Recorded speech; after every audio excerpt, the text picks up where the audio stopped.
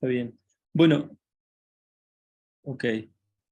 Bueno, no, quería mínimamente presentar a las personas que ya intervinieron.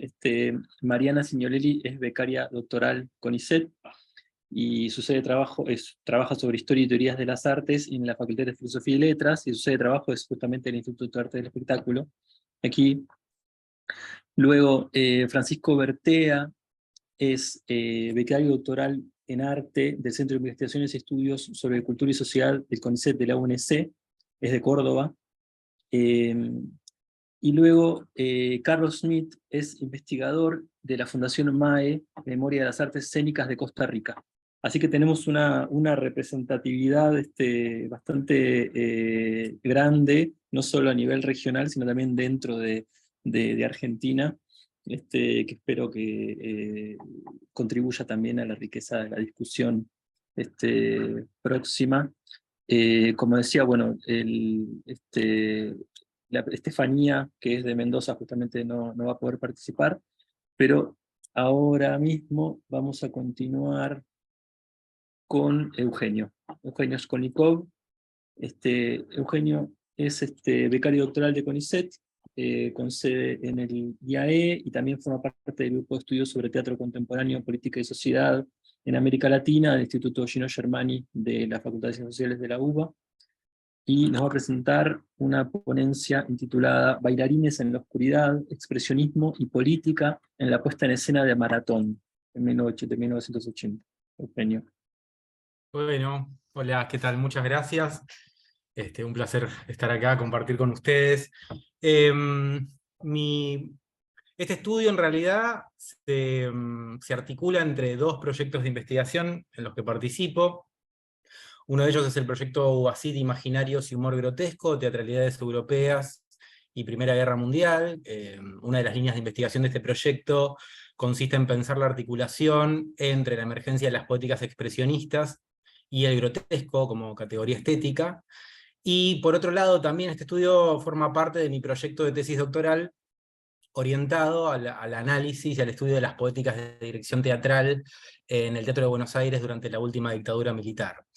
Lo primero que planteo en el estudio es que, al observar el desarrollo de las puestas en escena que se desarrollaron durante el periodo de la última dictadura en Buenos Aires, resulta destacable la proliferación de espectáculos que asumieron, ya sea desde una propuesta del texto dramático o en el nivel de las estrategias de escenificación, la evocación de procedimientos expresionistas, ¿no? Con diversos grados de variación y de radicalidad. En ese contexto, considero que justamente los procedimientos escénicos vinculados al expresionismo adquieren una relevancia particular dentro de la producción desplegada en este periodo por el director teatral argentino Jaime Kogan, ¿no? Entonces, para dar cuenta de estas características, lo que propongo en el trabajo es analizar justamente Maratón, una obra escrita por Ricardo Monti, dirigida por Jaime Kogan y estrenada en los teatros de San Telmo en 1980. En los primeros apartados del trabajo yo elaboro una breve descripción de los principales rasgos que a mi entender definen el expresionismo en tanto poética teatral, y pienso también cuáles fueron sus manifestaciones en la dirección escénica, ¿no? Parto en ese sentido de las definiciones elaboradas por Jorge Duati, quien concibe el expresionismo como una poética teatral que se define justamente por la voluntad de objetivación escénica de los contenidos de la conciencia y de la subjetividad. En su estudio sobre el expresionismo teatral, Duati también identifica que la naturaleza subjetiva que define la poética expresionista se encuentra o se manifiesta a partir de diversas modalidades escénicas, ¿no? Yo en el análisis de Maratón me voy a detener particularmente en dos de estas modalidades y estas categorías que define Duati. Una de ellas es la del expresionismo figurativo, ¿no? Aquel que permite reconocer en la escena objetos o representaciones de la realidad material, pero que se manifiestan a su vez alteradas, perturbadas, distorsionadas. Y por otro lado también me voy a detener en el concepto de expresionismo social, que agrupa bajo esta categoría aquellas expresiones o aquellos acontecimientos escénicos en los cuales los contenidos subjetivos que define la obra o el espectáculo, se enlazan de alguna manera con la experiencia histórica y material de la vida empírica, ¿no? De allí que voy a intentar pensar justamente Maratón a partir de estas dos categorías, ¿no? Del expresionismo figurativo y del expresionismo social.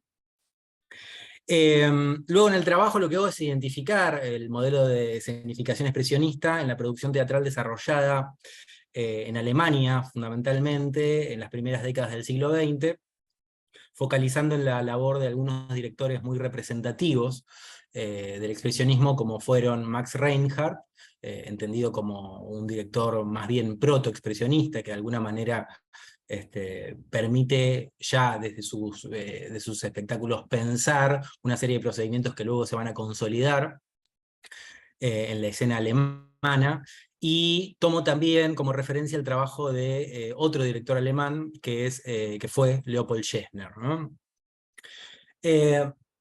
En lo que refiere a los rasgos distintivos del modelo de escenificación expresionista, yo señalo algunos componentes específicos, ¿no? Que tuvieron estas puestas en escena. En primer lugar, en las características distorsivas, ¿no? Que asume la configuración plástica de los espacios, alejadas de cualquier voluntad mimética, valorizando la preeminencia de las líneas verticales, de las perspectivas deformadas, la presencia de elementos truncados, las disimetrías y fundamentalmente la segmentación del espacio, ¿no? Muchas de estas innovaciones se advierten claramente en el trabajo desarrollado por Leopold Schechner. Otro de los recursos utilizados, ¿no? al que también refiero en el trabajo, consistió en anular la separación entre el espacio escénico y la zona de expectación, ¿no? Acá cito el caso de Reinhardt. En sus montajes había una voluntad deliberada de violentar las dinámicas de observación características de los teatros a la italiana, fomentando la interacción entre actores y espectadores, ¿no? Muchas veces a partir de la utilización de plataformas que conectaban el escenario con el patio de butacas. Tomo como referencia también un estudio de Fischer-Lichte, que cita como ejemplo el procedimiento de estas estrategias de espacialización en la labor de Reinhardt, puntualmente en Sumurum, ¿no? Un espectáculo que estrena Reinhardt en 1910. Otro elemento expresionista también, al que refiero, tiene que ver con el uso que se le da a la luz, ¿no? Que adquiere en la escena expresionista una funcionalidad coparticipante, acompañando de manera autónoma y en algunos casos arbitraria, ¿no? El desarrollo de la acción, ¿no? En ese sentido, los procedimientos lumínicos del expresionismo buscaban dirigir y concentrar la atención del espectador, acentuar la tensión dramática o producir efectos emocionales sobre la audiencia, ¿no? Cito nuevamente el caso de Schechner, ¿no? Cómo la iluminación en sus espectáculos fragmentaba el espacio y apelaba de manera recurrente a una marca de estilo que va a ser muy distintiva del expresionismo, que es obviamente el uso del claroscuro, ¿no? También identifico tanto en la composición del vestuario, de los dispositivos escenográficos y de la iluminación, un uso deliberado del color, ¿no? Mientras que las modulaciones tonales con las que, por ejemplo, Schechner trabajaba en el uso del ciclorama, tenían o construían una referencia muy clara en torno al desarrollo narrativo de las escenas, la presencia del color en la composición del espacio escénico y en los vestuarios perfilaba, ¿no? Como dice Denis Bablet, pensando las puestas en escena de Schechner, una suerte de uniforme a la par simbólico y psicológico. Luego identifico algunos rasgos distintivos de las poéticas de actuación expresionistas, ¿no? En donde afirmo que el ritmo de los desplazamientos, el uso simbólico del gesto o de la postura física apelaban a encontrar en el cuerpo de los actores y las actrices la proyección de una emocionalidad arquetípica, como lo señala Christopher Innes.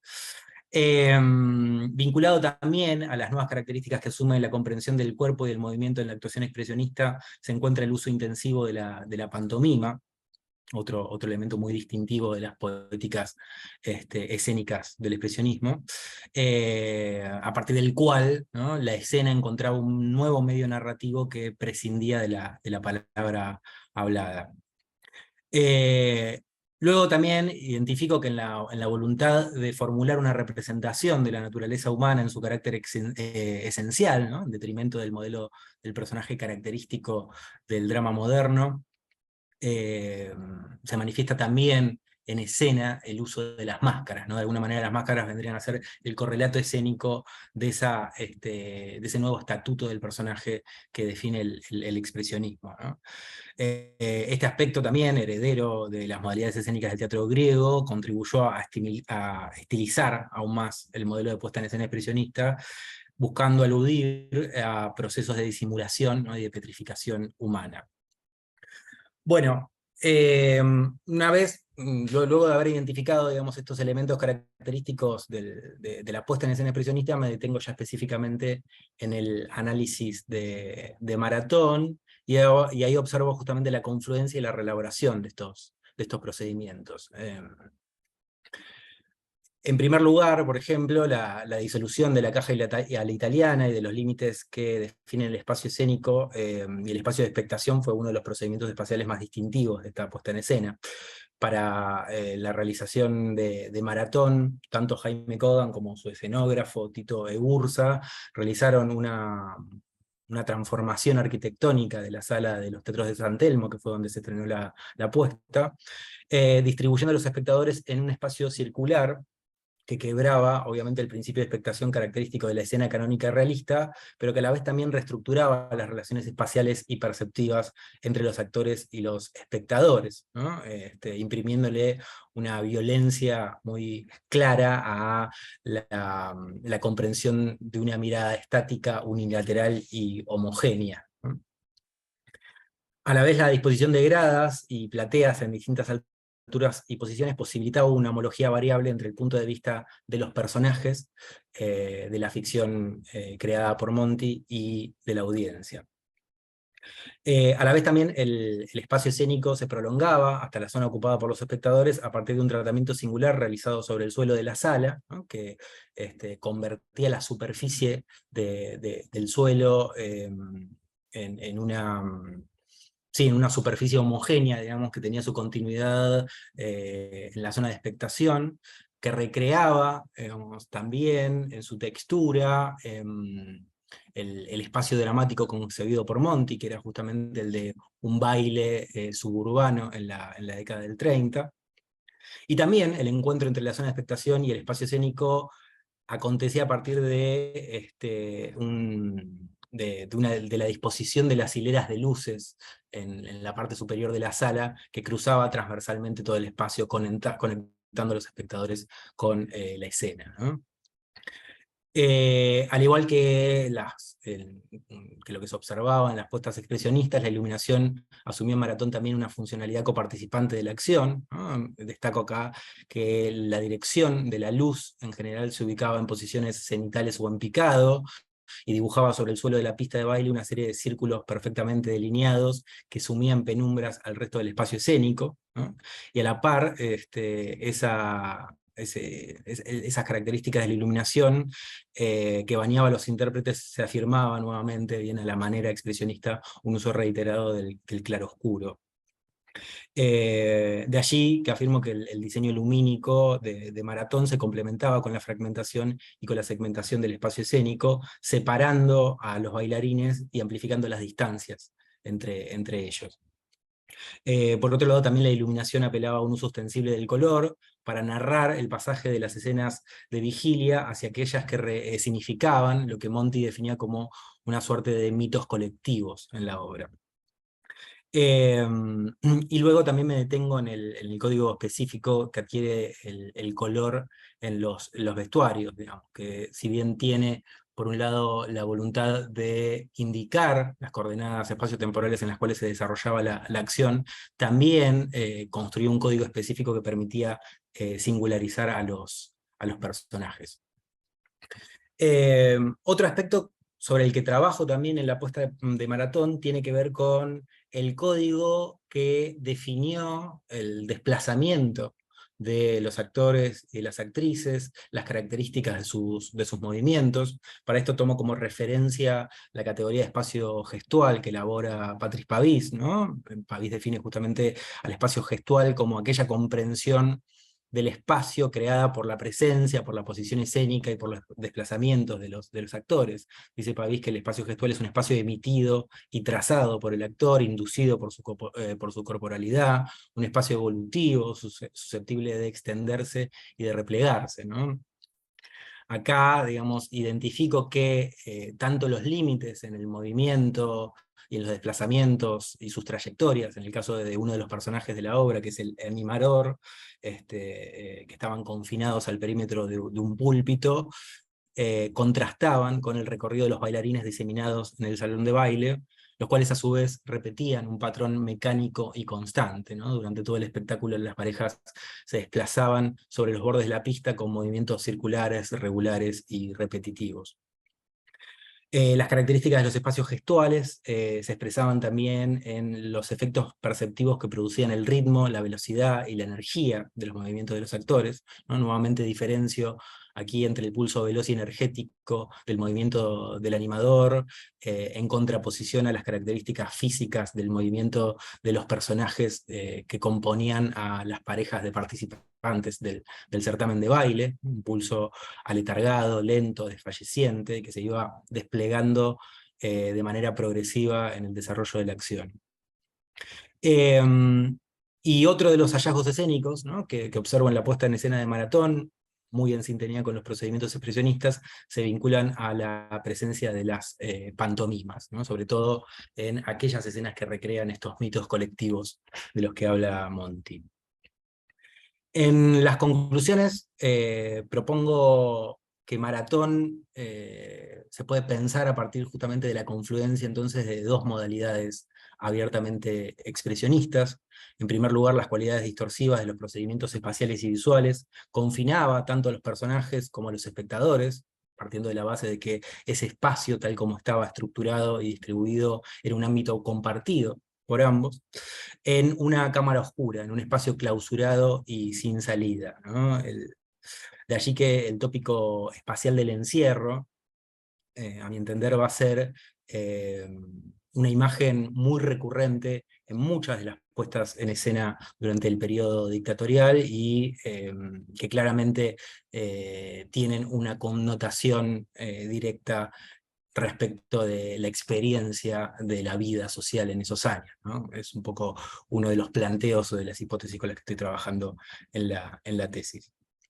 Pero volviendo a Maratón, ¿no?, esta dimensión de tipo figurativa halló su correspondencia a nivel semántico a partir de la emergencia de un expresionismo de tipo social, ¿no? De allí que lo que propongo es pensar la subjetividad que conforma el espectáculo de Maratón como la emergencia de algunos aspectos distintivos de la conducta social durante los años del régimen militar, identificando dos características distintivas de esa experiencia colectiva, que serían por un lado la obturación del espacio público.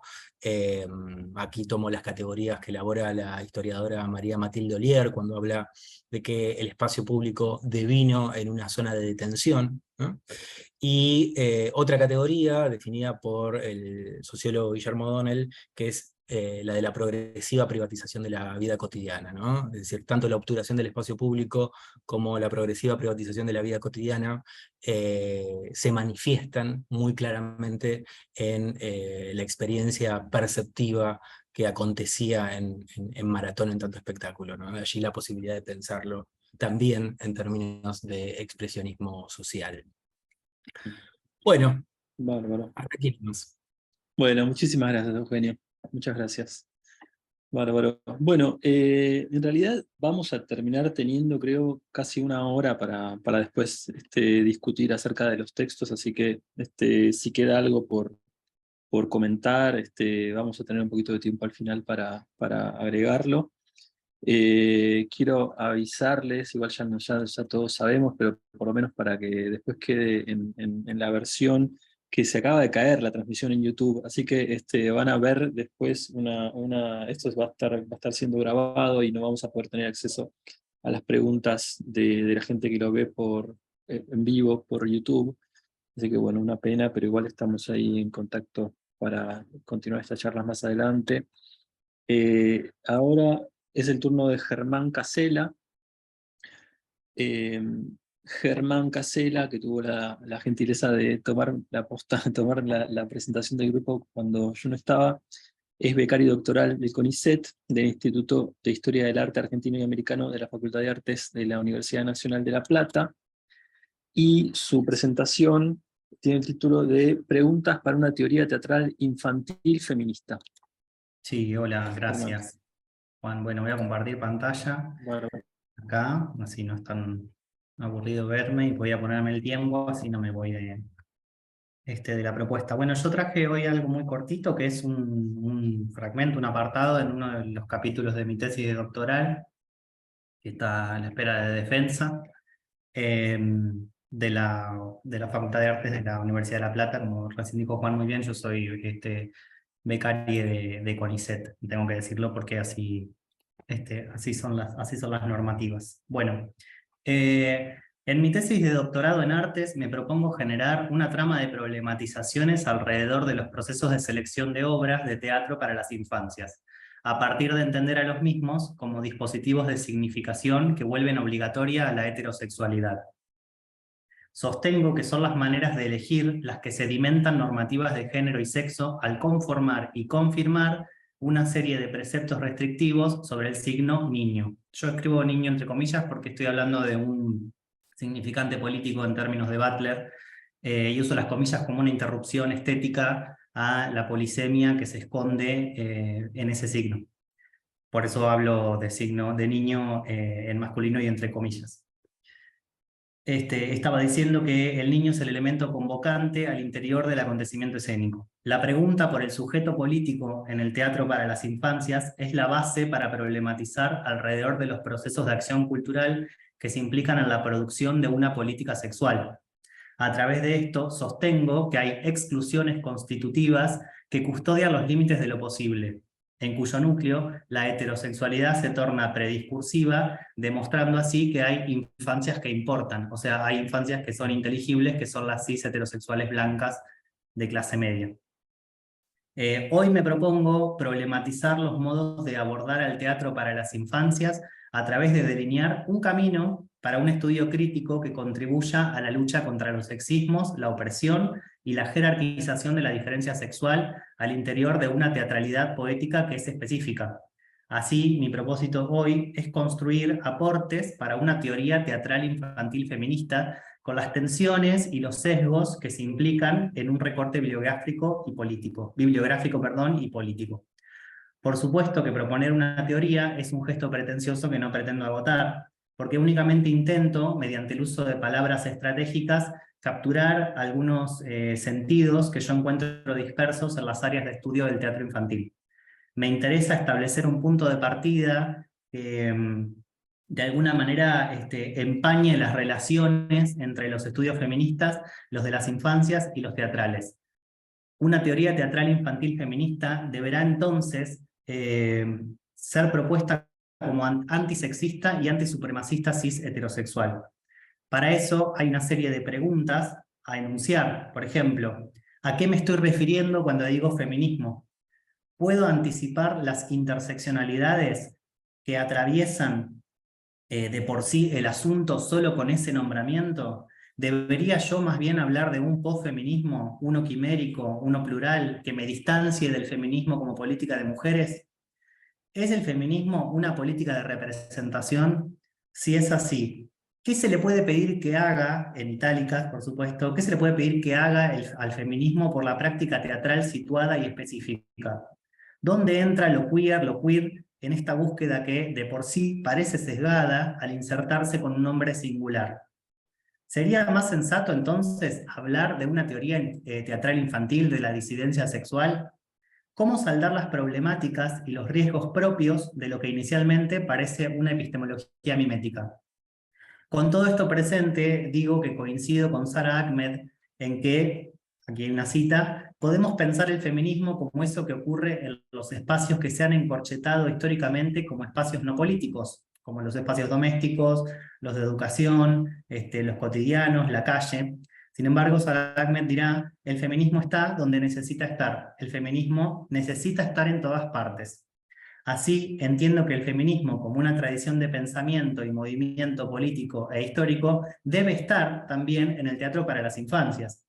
Esto no solo incluye la producción de una perspectiva de género sobre el asunto, como discuto en mi tesis doctoral, que ya de por sí es una expresión conflictiva, perspectiva de género, sino también la insistencia en focalizar en la mirada en lo que se supone que ya está digerido, como una simulada correspondencia con nuestro clima de época. Quiero decir, nombrar al feminismo como un salvaguardas de que, por ejemplo, la heterosexualidad obligatoria en el teatro para las infancias es algo del pasado. A mi criterio, uno de los muros a derribar al momento de conformar un campo de estudio sobre el teatro infantil es el mito de que el feminismo ya forma parte plena de nuestras experiencias cotidianas. Aquí entran en tercias varias tensiones que van desde la singularidad del feminismo hasta la domesticación heterosexual de los públicos. Quiero entonces problematizar lo que se pretende neutral, o afectar los intereses sexuales en todas las variables que atraviesan una teatralidad poética. Por ejemplo, la territorialidad, la organización de la mirada y las infancias. Tal y como señala Bell Hooks, asistimos actualmente a una paradoja, en tanto, uno de los logros del feminismo contemporáneo es que la gente está más abierta a discutir cuestiones de género y preocupaciones de las mujeres, pero insisto que no necesariamente desde una perspectiva feminista, dice Bell Hooks. Esto, agrego yo, sugiere que el desarrollo de tal movimiento siempre estuvo históricamente sesgado por elitismos de clase, de raza y de edad, que han excluido a otras corporalidades e intereses que no son blancos y son cisexuales. En esta línea, entiendo que el teatro para las infancias no formó parte de las agendas feministas por varias razones, mientras, en lo inmediato, me resulta central posicionar este área de estudios a través de clarificar lo que yo entiendo por teatro. Aquí me son muy importantes los aportes de Dubati, específicamente la idea de la teatralidad política como un acontecimiento. En esta acepción me resulta importante para justificar las bases de lo que pronto será una teoría teatral infantil feminista, porque me permite repensar la condición formativa del teatro. Como propuse yo en mi tesis de maestría, los discursos teatrales para la infancia son también actos performativos del género, es decir, que contribuyen al carácter formativo de los espectadores. Entonces, me parece necesario tornar feminista la práctica teatral poética, en cuanto estos espacios son espacios de producción de una identidad política que es la de ser niño, entre comillas. Pero ¿a qué me refiero cuando pienso en teñir de feminismo al estudio del teatro para las infancias? ¿Qué entiendo yo por perspectiva feminista y qué incluye tal mirada? Por supuesto que es complejo y reduccionista decir una fórmula unívoca para resumir al feminismo, porque es un movimiento político con historias plurales y geográficas, y hay cualquier cantidad de bibliografía que lo demuestra así. Sin embargo, en la misma línea, sostengo la misma línea que Bell Hooks, al separarme de entender al feminismo como un movimiento antihombres, cuya base es la idea o el supuesto de que las mujeres son el feminismo y el varón son el enemigo. Cuando hablo de feminismos, pienso en un movimiento radical que pretende acabar con el sexismo, la dominación y la opresión sexista. Una lucha que se esfuerza por acabar con la discriminación de género y crear igualdades. La propuesta de este feminismo que yo entiendo es la de discutir con los sistemas supremacistas capitalistas cis heteropatriarcales blancos, lo cual determina finalmente una lucha contra toda forma de opresión. Así me interesa poner en tema esta versión del feminismo para interrumpir los modos de elegir y hacer teatro para las infancias. Esta mirada, abre la pregunta por la jerarquización y la obligatoriedad de ciertas economías y políticas sexuales.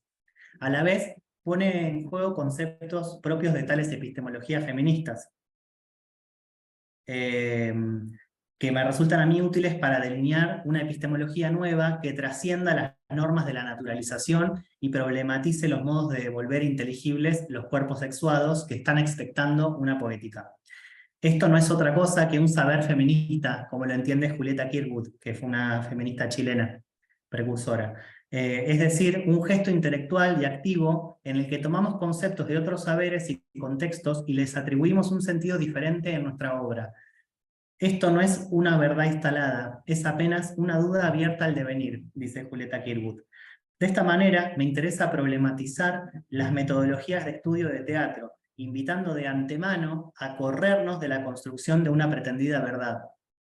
Una teoría teatral infantil feminista deberá siempre trabajar con la pregunta que discuta los cimientos de lo que suponemos saber, partiendo de suspender la cristalización de certezas.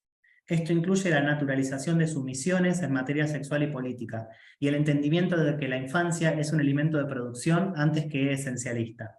Así, los feminismos, como aquí los trabajo a través de Julieta Kirkwood, aportan a la construcción de nudos de sabiduría feminista. Esto significa que enredan las relaciones de saber-poder, al poner en cuestión, en este caso, una condición que tiende a ser adultocéntrica y heterocentrista. La imagen de un nudo refiere a los troncos de los árboles y su proyección de círculos concéntricos en un mismo plano. A través de una intromisión, genera un movimiento vivo que obliga a la totalidad de una nueva geometría, a un despliegue de las vueltas en dirección distinta y esencialmente dinámica. Esto es una propuesta de Julieta Kirkwood. Pienso entonces en sentar las bases de una teoría que permita mirar al teatro infantil desde otra perspectiva, apuntando más bien a discutir los modos de hacer y estudiar. También, a riesgo que usar herramientas feministas de este tipo, es una apuesta por politizar un espacio de gerenciamiento sobre lo que es infantil, a través de deconstruir y reconstruir nuevos caminos de saberes específicos. Finalmente, pienso en el feminismo como un concepto paraguas, que es algo conflictivo también en sí mismo, por ser una vía para desafiar lo universal. Quiero invitar a recuperar del feminismo la condición de afectar a todos los implicados en las estructuras opresivas de la heterosexualidad obligatoria. También destacar aquí el histórico planteamiento de discusiones alrededor de la idea de un sujeto indivisible que de por sí que por derecho es un único actor posible para el feminismo. En esto los feminismos negros nos han dado cátedra hace varios años. Evitando los relativismos, propongo que en las bases de una teoría teatral infantil feminista está el potencial disruptivo para desnaturalizar las estructuras del sexo-género que se implican en el acontecimiento, razón por la cual pienso aquí en un feminismo sin mujeres, que entiendo como una provocación deconstructiva, en tanto no descansa en el sustrato biológico y a la vez crea planes de acción política, planos de acción política contra todo acto de subordinación. Incluyo aquí la variable de la edad y abro el espectro hacia los estudios de las disidencias sexuales, como lo que, según Nelly Richard, hizo vibrar la tensionalidad del signo mujer en todos sus pliegues y contradicciones. Por tanto, sostengo que estos estudios pueden formar parte de la perspectiva de abordaje, en tanto la categoría de niño es también un signo a romper. Es lo queer lo que pone de relieve el valor de incertidumbre del pensar concebido como una torsión reflexiva entre sujeto, lengua y saber, como propone Val Flores. Por tanto, contribuirá al cuestionamiento de las políticas imperantes en el teatro infantil local. Discutir la politicidad del sujeto requiere indefectiblemente de una metodología que dialogue con sus propias contradicciones. De esta manera, considero que preguntarnos por los diálogos entre nuestras certezas sobre las infancias y las relaciones de poder que implicamos en ello pueden enriquecerse con prácticas epistemológicas feministas y disidentes. Entiendo que los sujetos políticos de ambas áreas, si se pueden separar, aún se están trabajando. Por ello, la teoría teatral infantil feminista que imagino debe descansar sobre mi pregunta por el sujeto político en el teatro para niños, bregando por la construcción de mundos más vivibles. Esto, para nosotros les adultos, significa siempre estar preparadas para deshacernos. Por ahora eso y muchas gracias. En cosa volvemos a charlar. Bárbaro. Bueno, muchas gracias, Germán. Sí, un montón de cosas ahí presentaste. Me imagino que va a dar lugar a un buen debate. Carmen. En este momento, bueno, ahora te voy a presentar a Carmen Rueda Borges, que es doctora en música, egresada de la UCA, y es musicóloga en la Escuela Universitaria de Música de la Universidad de La Rioja. ¿Es así? De la ¿No? República Uruguay. Ah, de la República Uruguay. Udelar. Claro. Entonces de la Unidad de la República. Claro, de Uruguay. Claro, Se llama está así, bien, perdón. Sí, sí, Uruguay, sí. pero para no decir República Universidad de Oriental la República. Uruguay decimos Udelar. Claro. Quizás Claro, la es que, minúscula te confundió. Buenas tardes, sí, Juanina. claro, es que la Universidad de La Rioja en Argentina se escribe exactamente igual, Udelar. Sí. La voy a diferenciar con mayúscula Sí, entonces las otras partes. Sí. Bueno, Bien, bárbaro. Entonces bien. Carmen nos va a presentar una ponencia intitulada Ideas melódico-coreográficas y nativismo en el ballet nocturno nativo de Vicente Asconi. Bueno, Bueno, buenas Carmen. tardes. Voy a compartir pantalla y me dicen cualquier cosa si no se escucha porque hay ejemplos musicales o si se detiene, ¿sí? Porque estoy presentando desde Uruguay. Vamos a compartir.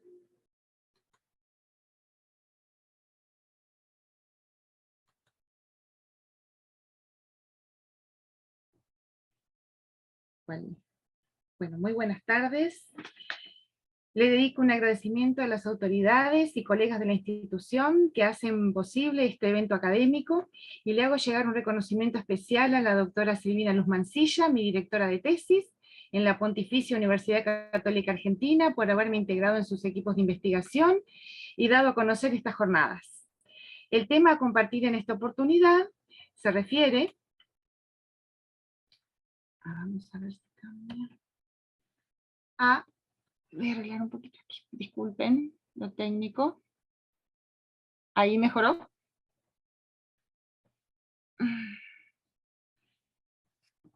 Bueno, el tema a compartir en esta oportunidad se refiere a ideas melódicos coreográficas y nativismo en el ballet Nocturno Nativo de Vicente Asconi. Nocturno Nativo es una pieza coreográfica con música del compositor Vicente Asconi y coreografía de Alberto Puyán. Creada sobre un poema del escritor uruguayo Víctor Pérez Petit, la obra fue estrenada el 23 de noviembre de 1935 en el estudio Auditorio del Sodre. Con un decorado de José Olivetti y vestuario de Lagardera y Montero, tuvo esa única interpretación permaneciendo hasta la actualidad sin otra reposición. La dirección musical estuvo a cargo de Lamberto Baldi.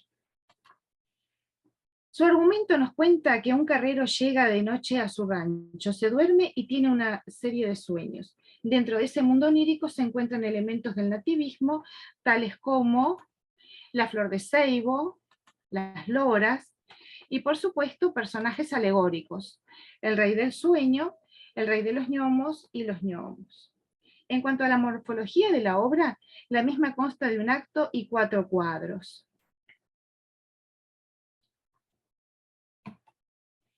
Y aquí viene lo interesante. Para ejemplificar un modelo de observación analítica dentro del ballet nocturno nativo, se opta por la de los gnomos, perteneciente al segundo cuadro de la obra. La escena muestra una danza grupal, aquí observamos una danza grupal, compuesta por el rey del sueño, que fue interpretado por Mario Ronco, el rey de los gnomos, interpretada por Angélica Pinto, y los gnomos que forman parte del cuerpo de baile. Se observa el criterio de estatismo adoptado por el coreógrafo Alberto Puyán en El Rey del Sueño y El Rey de los Gnomos. En esta danza los bailarines realizaban saltos flexionando brazos y piernas y se agrupaban en volteretas y corridas en círculos y pequeñas rondas para dar el movimiento. La disposición de los bailarines en el escenario se aprecia en la imagen. El número de bailarines utilizado en la interpretación de esta danza resulta sugerente, pues desde el punto de vista simbólico observamos 3 gnomos a la izquierda, 3 gnomos a la derecha, danzando en círculos en los extremos del escenario. Una ronda de 6 gnomos bailando de manera circular en el centro, y los reyes del sueño y de los gnomos manteniendo una posición estática a ambos lados del escenario. Cada personaje bailaba con una melodía que lo caracterizaba, las cuales las escucharemos a continuación. Esta voy a compartir la melodía del Rey del Sueño.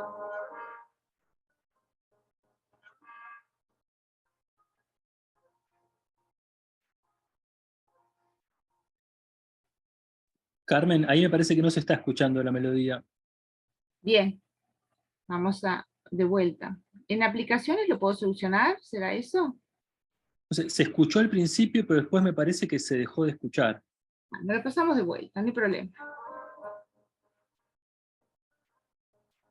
¿Ahí?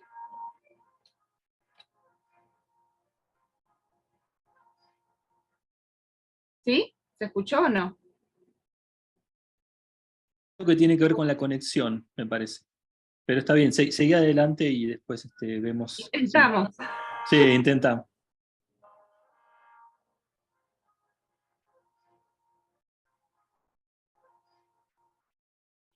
La siguiente es una melodía totalmente contrastante, que es la melodía del rey de los gnomos.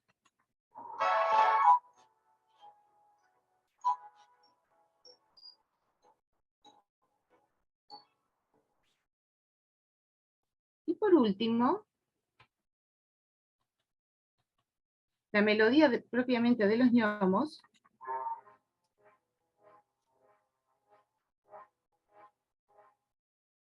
se observa que cada personaje tiene una melodía distinta, aportando todo lo que tiene que ver con lo musical, con lo corporal y con lo escénico. A manera de síntesis, entonces, en esta comunicación se han compartido los dibujos que muestran las posiciones y movimientos que, junto a las melodías principales, permitirían la reconstrucción escénica y coreográfica del primer ballet estatal uruguayo. La observación analítica de los diseños de la coreología realizados a través de entrevistas a un grupo de bailarines que tomaron parte del estreno y de las melodías que conforman este ballet permite dilucidar mensajes simbólicos vinculados a las ideas del nativismo nacionalista de la época, la Flor de Seibo, y todo lo que tiene que ver con los personajes, y a su vez a referencias que remiten a códigos de la masonería uruguaya, el número 3 y sus múltiplos. Esa masonería siempre estuvo presente en el estilo compositivo de Ascone. Bueno, muchas gracias.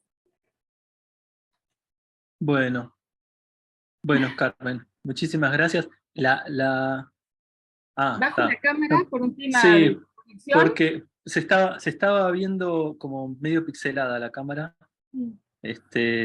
Bueno, muchísimas gracias, Carmen, por tu presentación.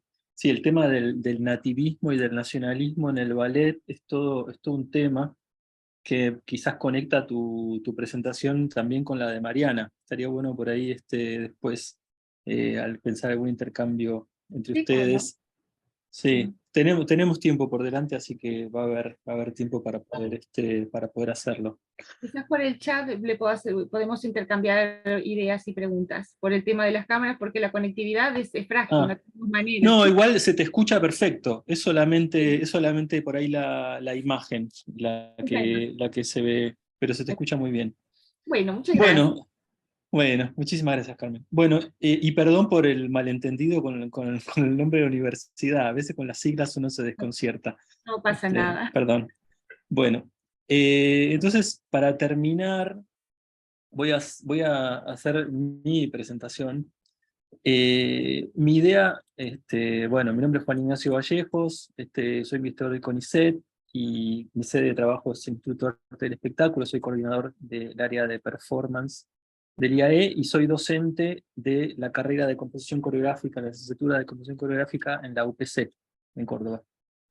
Y el texto que les quería compartir, un poco mi idea es tratar de leer algunos apuntes sobre este tema, se llama Canon y Desidentificación en Obra del Demonio, de Anna Sheinblum. La Obra del Demonio es una obra que incluso se está presentando hasta ahora. Se terminó, o sea, se estrenó el año pasado, y se está presentando, creo que este fin de semana son las últimas funciones en el Teatro Cervantes.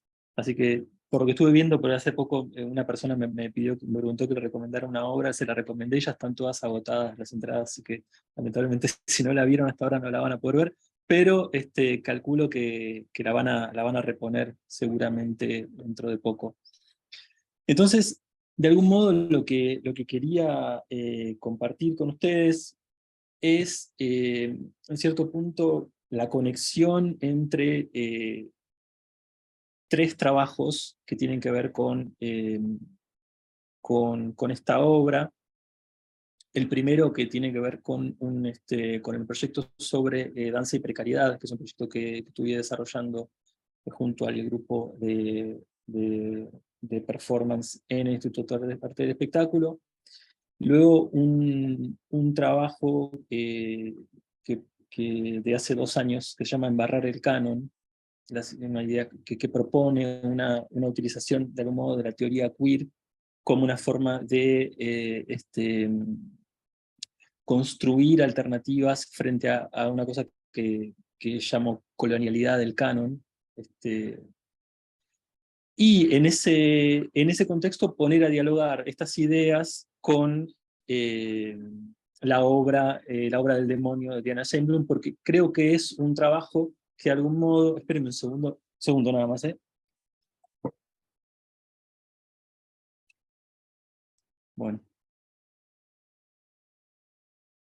Bueno, porque es una obra que de algún modo dialoga con estos dos trabajos. Entonces, hay una forma de entender lo que sería la precariedad de los estudios de la danza, de la danza en Argentina, por ejemplo, que tiene que ver con entender la precariedad no exactamente con lo que serían condiciones económicas deficientes para el desarrollo del arte, sino entenderla de una manera más compleja como una problemática que se relaciona, por un lado, con un discurso histórico que tiene un elemento, una pata material ligada a estas condiciones materiales precarias de trabajo, y que tiene también una expresión estética, ¿sí? Entonces, de algún modo, esta triple conformación de la precariedad, es decir, las obras de danza contemporánea, por ejemplo, en Buenos Aires, tienen una forma de funcionamiento ligada a la precariedad, no solo porque los bailarines reciben retribuciones materiales que no son acordes con su trabajo, sino también por el lugar subalterno, por ejemplo, que tiene la historia de la danza local en los discursos universales de la historia de la danza, discursos canónicos de la historia de la danza, y también con cierta lógica que tiene que ver con el funcionamiento de las referencias artísticas estéticas en el ámbito local. Y lo que quiero es, de algún modo, detenerme en esa parte que tiene que ver con esta especie de precariedad estética, ¿sí? Y tiene que ver básicamente con una idea, que es esta idea de pensar la colonialidad del canon. O sea, ¿qué sería la colonialidad del canon? El concepto de colonialidad proviene de la teoría decolonial, ¿no? Esta idea de pensar relaciones, la persistencia de relaciones neocoloniales, luego de la experiencia del colonialismo en países, por ejemplo, como el nuestro, a partir de condiciones de dominación culturales. Así que tienen que ver con esta idea de la europeización de la cultura, que remite a principios del siglo XX, y con cierta forma de pensar al canon no como un repertorio de obras que se repiten o de referencias estéticas que se reproducen a nivel mundial, sino como una suerte de hegemonía cultural. Es decir, que tiene que ver con instituciones internacionales legitimantes, que tiene que ver con roles a nivel internacional que se perpetúan, y que tiene que ver básicamente con la forma en la cual un artista es recibido según su nacionalidad y según las instituciones que lo avalan, por el público, por la crítica, y sobre todo, y acá me parece que está el eje de la cuestión, qué subjetividad ese artista desarrolla a partir de su exposición a esta especie de dispositivo del canon, ¿sí? Es decir, qué temáticas se permite a sí mismo explorar, de qué forma se posiciona con respecto a estéticas que provienen de países centrales, cuál es su respuesta frente a la crítica dentro de su ambiente, ¿no? Entonces, frente a esta problemática de la colonialidad del canon, existe una respuesta que es casi como, diría, la respuesta más difundida o más directa, que tiene que ver con el nacionalismo. Esta idea de pensar como respuesta a esta colonialidad del canon, o esta neocolonialidad del canon, la afirmación de estéticas locales, regionales, nacionales, de una identidad ligada a lo nacional, ¿sí? Entonces, de esta manera, frente a una cultura extranjera, la forma de actuar sería afirmar la identidad propia, ¿no? Ahora, el problema, o quizás la complejidad que tiene esta forma de entender la problemática, es que de algún modo este discurso nacionalista entiende al dispositivo canónico o a lo canónico internacional como una fuerza que se le opone de una manera externa, ¿sí? Es decir, habría como si hubiese una especie de represión, ¿sí?, externa que se impone al artista local, que tiene que defender su identidad, su verdadera identidad, ¿no?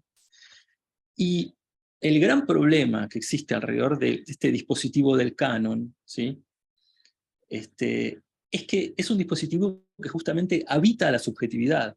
Es decir, no es algo que se nos opone, se nos opone de una manera exterior, sino que es algo que habita nuestra propia subjetividad. Prescribe nuestros deseos, prescribe lo que nos gusta y lo que no nos gusta, prescribe la manera en la cual sentimos, lo que nos conmueve, lo que nos parece bello y lo que no nos parece bello. Entonces, de algún modo, es como que la disputa o la subversión de la precariedad estética se ancla o remite directamente a una disputa por la subjetividad, o a una disputa por un elemento que habita el terreno de la identidad y la subjetividad, ¿sí? Entonces, frente a ese estoy yendo un poco demasiado lejos, pero digo, frente a esa problemática, lo que propuse en este texto en Barra del Canon es hacer uso o referenciar elementos de la teoría queer, que hablan justamente de las complejidades acerca de los procesos identificatorios. Y quería, en ese sentido, retomar, bueno, una de las referencias básicas es Néstor Perlonger, ¿no? Por esta idea del barroco barroso, ¿sí? Y esta idea de y él lo que plantea es esta idea de una máquina barroca, ¿sí?, que no se opone, él dice, cito, dice, la máquina barroca no procede como dada a pura destrucción, así que no se opone a su enemigo. Dice, sí que, entonces dice, el arrasamiento no desterritorializa en el sentido de tornar liso el territorio que invade, sino que lo baliza de arabescos y banderolas clavadas en los cuernos del toro europeo. O sea, lo que dice es que básicamente la estrategia barroca pasa por recontrapoblar de significante aquello que se le opone, ¿sí? Esto va a quedar más claro cuando hable del otro concepto, que es la idea de desidentificación de José Esteban Muñoz. Lo que propone José Esteban Muñoz es justamente el ejercicio de prácticas de desidentificación que permiten negociar la propia supervivencia en un contexto adverso. Y este concepto de desidentificación, él lo construye en diálogo con la teoría de Michel Peugeot, que es una teoría a su vez basada en el concepto de ideología de Althusser. Entonces, Muñoz señala la existencia de tres modos en los que el sujeto se construye, ¿sí?, identificatoriamente. Un primer modo de identificación, en el que el sujeto se constituye en armonía con los discursos y la ideología predominante, ¿sí? En este caso sería una identificación neocolonialista con el canon, ¿sí? Un segundo modo de contraidentificación, en la que los sujetos rechazan las imágenes y los sitios identificatorios de la ideología, intentando revertir el sistema simbólico operativo.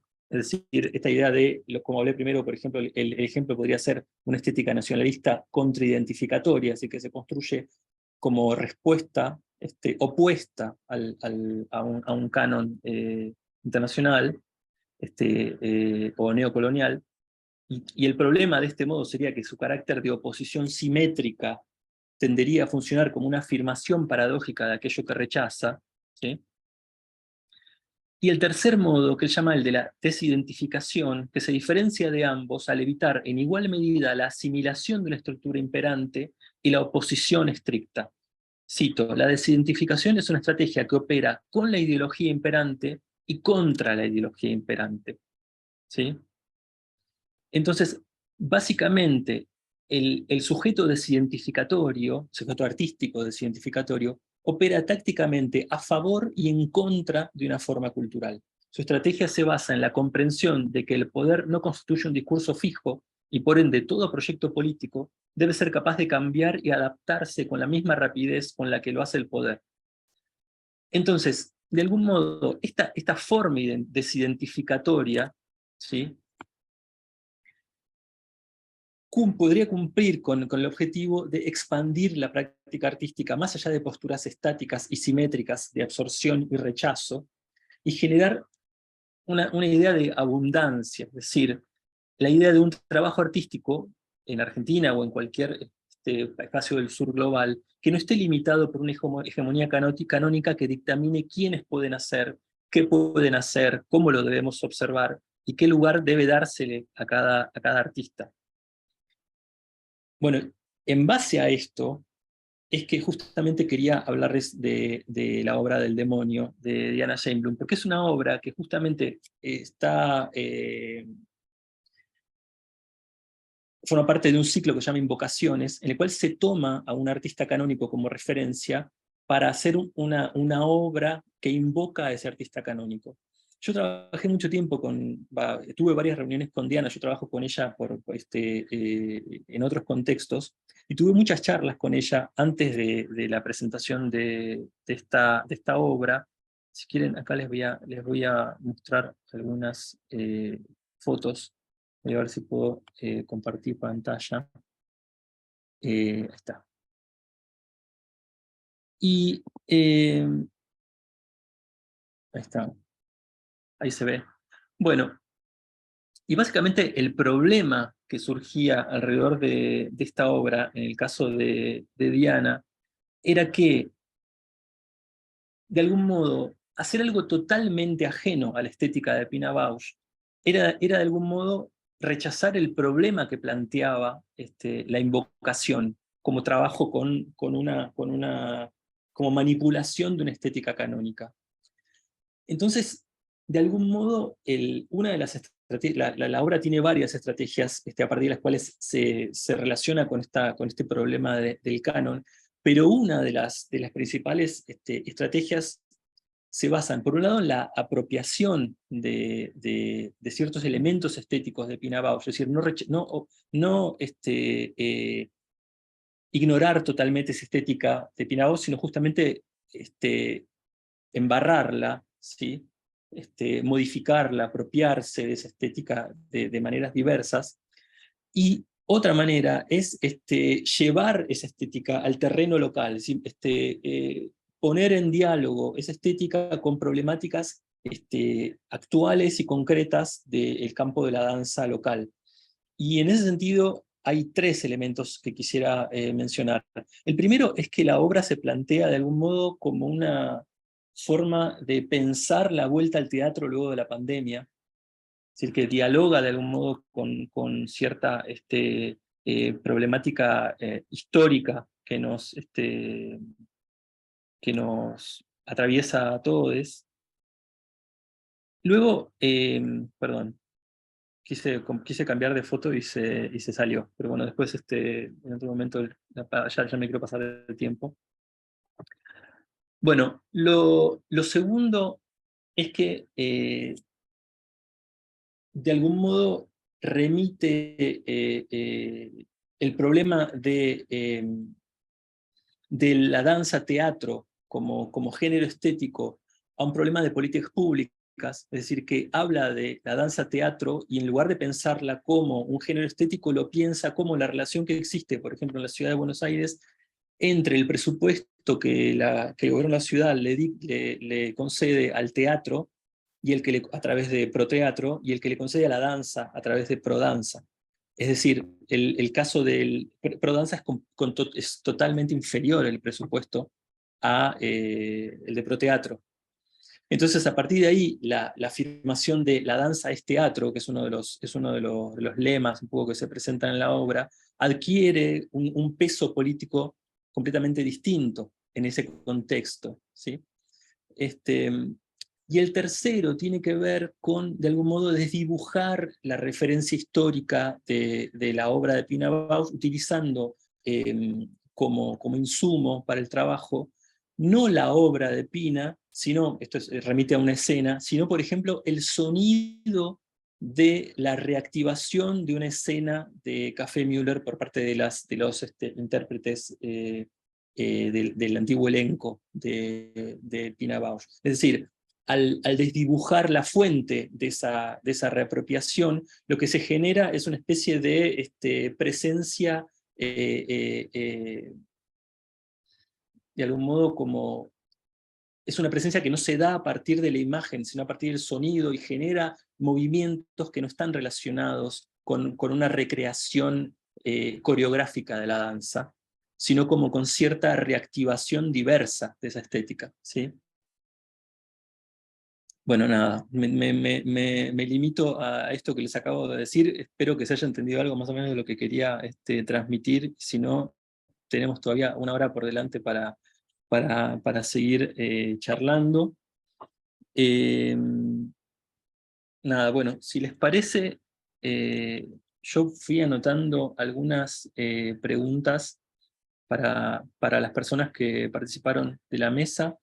No sé si quieren que vayamos en el orden de que fueron las presentaciones, o no sé si alguien tiene alguna pregunta con la que quiera iniciar, una especie de pregunta que atraviese un poco toda la mesa. Si no, arranco.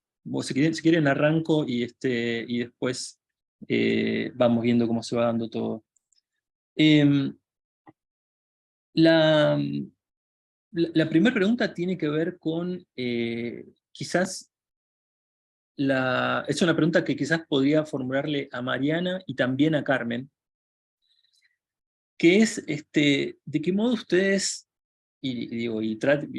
piénsenlo de la manera en que ustedes crean pertinente, no apunto a ninguna respuesta en particular, pero ¿de qué modo ustedes pueden pensar este diálogo entre género, danza y nacionalismo?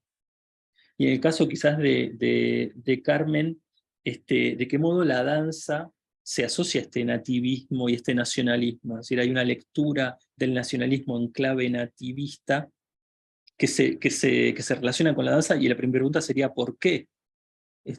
¿Por qué el nativismo se expresa en la danza? Y quizás ahí también, Mariana, entra también en tu trabajo. ¿Por qué el nativismo o lo folclórico aparece en esas creaciones? No sé quién quiere empezar, si Carmen o Mariana. Carmen, por ahí ya te desmuteaste, podés arrancar vos. Creo que el nativismo forma parte de una concepción estilística que en el Uruguay se da entre 1900 y 1940, porque no tiene que ver solamente con la danza, sino con la literatura. Víctor Pérez Petit es un escritor que ganó numerosos premios en Uruguay en esa época, y justamente la poesía gauchesca también estaba presente. Vicente Ascone tiene también otro ballet que se llama La Carreta, y aparecen estos elementos. En el caso concreto de Uruguay, la identidad cultural se construye de maneras diversas, y una de ellas es a través de la masonería. Y la masonería utiliza elementos concretos para que la persona se sienta uruguaya. Por ejemplo, en el Teatro Solís encontramos un sol maravilloso que significa el conocimiento en el concepto masónico. La obra, yo por el tema de tiempo no expliqué con detalle cómo está compuesta la obra. Yo lo trabajé tanto desde el manuscrito, pasé en edición final, toda la partitura nota a nota, y hay muchos elementos nativistas y nacionalistas. Concretamente con el nativismo, todo lo que es campestre. La escena del gaucho, la escena de la china, hay una danza Tiempo de Gato dentro de este ballet. La unión entre la danza clásica y la danza folclórica es un ejemplo clarísimo. Se toman elementos Y por supuesto que la danza folclórica se piensa desde un punto de vista idealizado, ¿no? Es una danza estilizada. Eso por un lado. Y por otro, los elementos que hacen a la identidad a través de símbolos. Por ejemplo, el número 3, el sol, el concepto de patria, la flor de ceibo, con su color característico rojo, que simboliza al Partido Colorado, el poncho blanco, que simboliza al Partido Nacional, que hoy nos gobierna en Uruguay. Entonces, la mujer tiene un rol activo, no tiene un rol pasivo, porque ella toma decisiones, ¿lo acepto o no lo acepto? ¿Traiciono a mi familia que es colorada y me quedo con él? ¿O soy fiel a mi postura política y dejo ese amor? Él la idealiza, pero hay canciones, por ejemplo, Jazmín del País, que es una canción de raíces folclóricas, pero es una canción de música popular, que también habla de lo mismo. Por lo tanto, el feminismo está presente, pero no desde un rol pasivo, desde un rol decisorio. Ella es la que toma las decisiones. Ella es la que más entra en escena. Yo tomé como danza con simbología numérica, si vamos a la numerología, la danza de los gnomos, que es, en mi humilde opinión, la que más representa esa numerología en escena. Si nosotros la vemos en escena. Pero hay muchos símbolos a lo largo del transcurso de la obra que muestran ese nativismo, nacionalismo y feminismo. Esa sería la respuesta. Bárbaro, bárbaro. ¿Y Mariana? Bueno, un poco amplia la pregunta, Juan, pero creo que parte de las representaciones de la nación, en tanto así como estoy trabajando para mi tesis, ¿no? Como imágenes, performáticas, musicales, teniendo en cuenta esto, y también la literatura, los relatos y los discursos sobre estas representaciones, creo que esta cuestión de lo político, entendido como la economía agroexportadora, el granero del mundo, que se pretende como que todavía es un modelo argentino, de políticas argentinas, ¿no? Como muy vigente, recurrir y volver a revisar esas maneras de representar desde la danza nuestra, digamos, como nuestra identidad, y revisitar las imágenes del gaucho, las costumbres, sigue siendo como una temática vigente, ¿no? Y que todo el tiempo replantea y nos hace pensar en de dónde somos, a dónde venimos y para dónde vamos, ¿no? Entonces, me parece que, bueno, y Estancia lo que tiene es que es una coreografía que va teniendo como distintas puestas en escena en su genealogía, como esta concepción que estuve trabajando para este trabajo.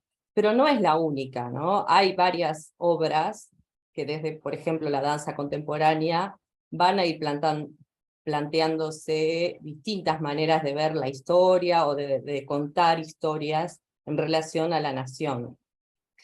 Por ahora yo estuve trabajando con Estancia, pero próximamente va a haber otras obras donde la cuestión de la identidad y de la nación, en este sentido de cómo se lee lo gauchesco, porque sigue estando presente esa representación como cuestionando, y en esa representación de lo gauchesco está la cuestión de género, muy evidente. En esta obra que traje hoy está, pero en todas las obras va a pasar esto de poder visualizar cómo funcionan el sistema sexogenérico, ¿no? Eso es lo que me interesa.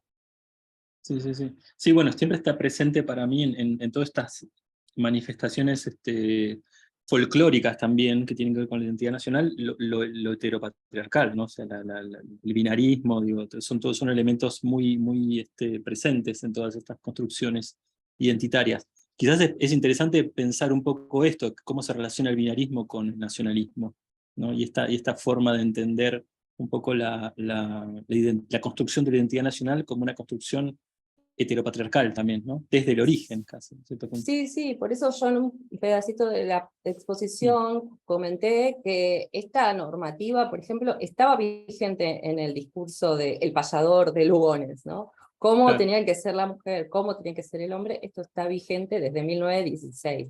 O sea, en esa construcción de la nación que se hizo en el centenario, Sí. ya en los discursos está la heteronormatividad como prescripta.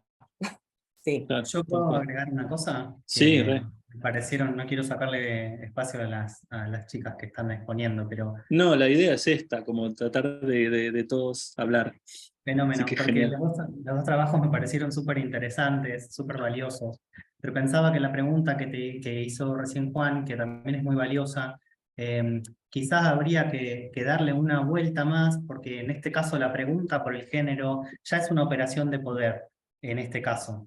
Digamos, preguntar la relación género y nación ya está demostrando que hay algo que es un género, y en realidad los trabajos apuntan a la construcción de emblemas que constituyen la inteligibilidad de lo femenino. Entonces yo les quería preguntar a las chicas si habían leído, o si dentro de sus corpus, por ejemplo, está, no sé, Francine Macielo, con Entre Civilización y Barbarie, y que trabaja sobre las figuras de lo femenino en la literatura de la modernidad, o Silvia Molloy, con Voces de fin de siglo, Josefina Ludmer, con Las tretas del Deber, digamos, todas autoras que demuestran que, por eso me llamaba la atención el caso que trabajaba Mariana, porque es muy notorio que esta construcción de lo femenino, por supuesto lo femenino, entre comillas, como un espacio de identificación lábil, creo que diría eso Butler sobre lo femenino, son concepciones de modernidad que se siguen arrastrando hasta hoy. Entonces la pregunta por la desnaturalización, en ambos casos que trabajan casos de construcción de nación moderna, por las variables propias de cada localidad de donde están trabajando, de cada nación donde están trabajando, es lo que ha naturalizado ese núcleo duro que parece que no es interpretable, ¿no? Y cómo nuestras investigaciones artísticas y cómo nuestra mirada sobre la producción artística como producción de sentido es la apertura de una grieta finalmente. Por eso creo que las preguntas que nos hacemos digamos, siempre debieran, o estaría bueno que tengan más que debieran, para no ponerme yo en un lugar de enunciación de poder, sería interesante que tengan la posibilidad de ir más allá de pretender que entendemos lo que estamos preguntando, porque quizás cuando uno dice, bueno, género y nación, o género y folclore, ya ahí estamos constituyendo una inteligibilidad, porque estamos diciendo género como sinónimo de mujer, y estamos diciendo mujer como sinónimo de mujer cis. Digo, me parece que estaría bueno para hacernos más preguntas, porque realmente son trabajos súper valiosos, y por eso quería preguntar si habían leído este tipo de autoras, que a mí siempre me sirven para hablar de los núcleos duros. No sé si se entendió más o menos lo que dije. Era para felicitarlas Sí. por los trabajos porque me encantaron. No, está buenísimo lo que trae, Germán. A mí me parece súper, súper interesante. Yo en lo que por ahí no estaría tan de acuerdo es en pensar que género supone mujer y que género supone la idea de género supone lo femenino. Yo lo asocio más, por ejemplo, a lo que sería a la teoría queer, si querés. A una Claro, lo que pregunta pasa sobre que la mujer. en este caso No, la pregunta es sí. sobre un objeto que Mm, no está enunciado como construcción de un sistema de mm, sexo-género. Están preguntando por la construcción de la feminidad. Entonces, digo, como quería hacer esta observación, mm, que yo te entendí la pregunta y sí, entiendo sí. también, pero quería hacer esta observación de que quizás en una diferenciación muy, muy sutil Mm, estaría interesante empezar a pensar quizás otras formas de nombrar, porque ya preguntarnos, vuelvo a insistir, preguntarnos por lo que es el género, ya determina que hay cosas que sí son y otras que no. El uso propio, el uso impropio determina que hay algo propio, eso quiero decir. No sé si se entiende. Sí, claro. Por sí. ejemplo, ¿no? Con respecto a lo que tú planteabas del patriarcado, en el himno nacional uruguayo empieza diciendo oriental es la patria o la tumba. Patria viene de padre, no dice matria. No dice matria, no dice oriental es la matria o la tumba, dice oriental es la patria o la tumba, libertado con gloria a morir. Así cantan los niños a las 8 de la mañana en los días de las fechas patrias, ¿no? El concepto de patria, por más que nosotros decimos la patria, es padre, lo que es el patronajo, lo que significa digamos, el jefe de hogar. Entonces, esa construcción está presente, y va a seguir presente, y está en el folclore, porque hay roles, desgraciadamente, o afirmativamente, ¿no? Hay personas que están a favor y en contra, pero lo que pasa es que nosotros miramos hoy obras con un pasado. Entonces, yo cuando me enfrento a una obra de 1932, si ustedes vieron que fueron todos hombres los que participaron, ¿no? Lamberto Valdis, el compositor, el director de orquesta, perdón, Vicente Ascones, el compositor, o sea, no tenemos figuras femeninas, porque no se pensaba en ese momento así. Lo pensamos hoy. Entonces, yo creo que nosotros como científicos debemos entender lo que sucede hoy, pero mirar en la comprensión de lo que pasó en el pasado. Yo no le puedo, digamos, culpar a Ascone por esto. Vieron que yo mostré el rey del sueño, el rey de los gnomos, y los gnomos eran todos personajes masculinos, más allá de que por la carencia de bailarines varones, Sí. las mujeres hacían esos roles. Se vestían, se maquillaban y entraban en escena y hacían los movimientos masculinos y nadie se hacía problema. Porque en la fundación del cuerpo de baile del Sodre, del 35, no habían tantos varones, por ejemplo, ¿no? En cuanto a lo que tú me planteas con el género. ¿Sí? Y en ese caso no se hacían problema. El problema vino después cuando se pensó desde otro ángulo, me parece a mí. Entonces, hay que analizar sin idealizar. Y hay que entender el presente en la luz del pasado, para poder reconstruir y deconstruir. Claro. Y deconstruir. Genial, genial. Gracias, Carmen.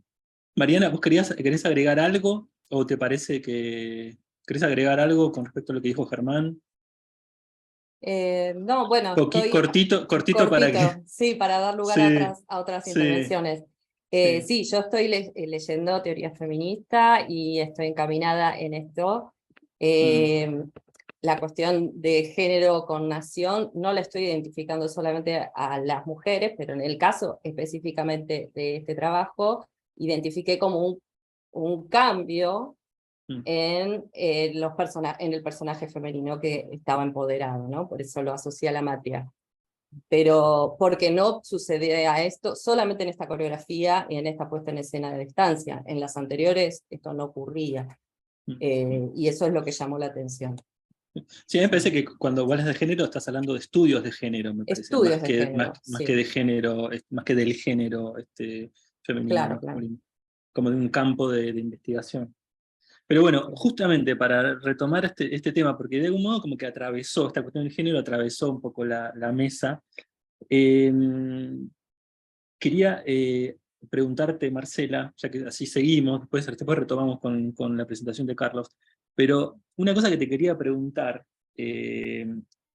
Marcela, es si vos pudiste, dentro de tu conocimiento del funcionamiento de del trabajo sobre estas obras de danza que analizaste, si vos identificás o qué tendrías para aportar con respecto a las micropolíticas de género dentro de la danza. Es decir, porque hay una cosa también con esta cuestión de la diferencia de género, es que muchas veces, digo, yo también trabajo sobre el campo de la danza, y muchas veces hay mujeres dentro del campo de la danza que reproducen prácticas patriarcales, o que de algún modo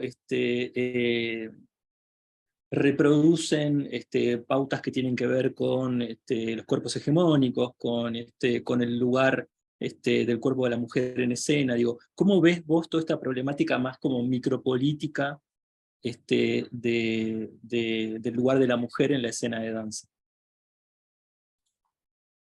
Bueno, me parece que en realidad estas creadoras con las cuales yo estuve trabajando se lo plantean. Yo hice una breve referencia, digamos, creo que la que más lo desarrolla es Alejandra Valdés en una de las entrevistas que yo tuve, que hablaba de esta necesidad, digamos, como de abrir los espacios, digamos, en la metodología de trabajo a espacios más horizontales, no reproducir cierta lógica de poder del director, el que toma decisiones, etcétera, etcétera, ¿no? Me parece que ellos ellas están en ese camino, en ese cuestionamiento. En general, lo que vi era como un trabajo muy a partir de producciones propias, improvisaciones, y a partir de eso ir construyendo el espectáculo. No hay, digamos, hay como una reformulación, digamos, de un rol a lo mejor más clásico, es decir, el que coreografía, el que ejecuta, etcétera, etcétera. Esto no está presente, digamos, como metodología de trabajo en estos grupos. Más bien hay como estas relaciones más horizontales. Por ejemplo, en los trabajos de Vicky Tutolomondo, ella comentaba que habían hecho una serie de experiencias de residencia y que a partir de eso, de estar 3, 4 días a lo largo de un año, un montón de horas, montaban parte del espectáculo y después seguían al tiempo. O sea, hay como me parece una reformulación de esto de pensar esas micropolíticas de lo cotidiano en la construcción de esas creaciones, ¿no? No sé si era un poco eso a lo que vos apuntabas. Sí, sí, sí, totalmente. Sí, o sea, a lo que apuntaba era quizás a como la retroalimentación que a veces se genera entre la escena y la micropolítica relacional de entre los grupos artísticos, ¿no?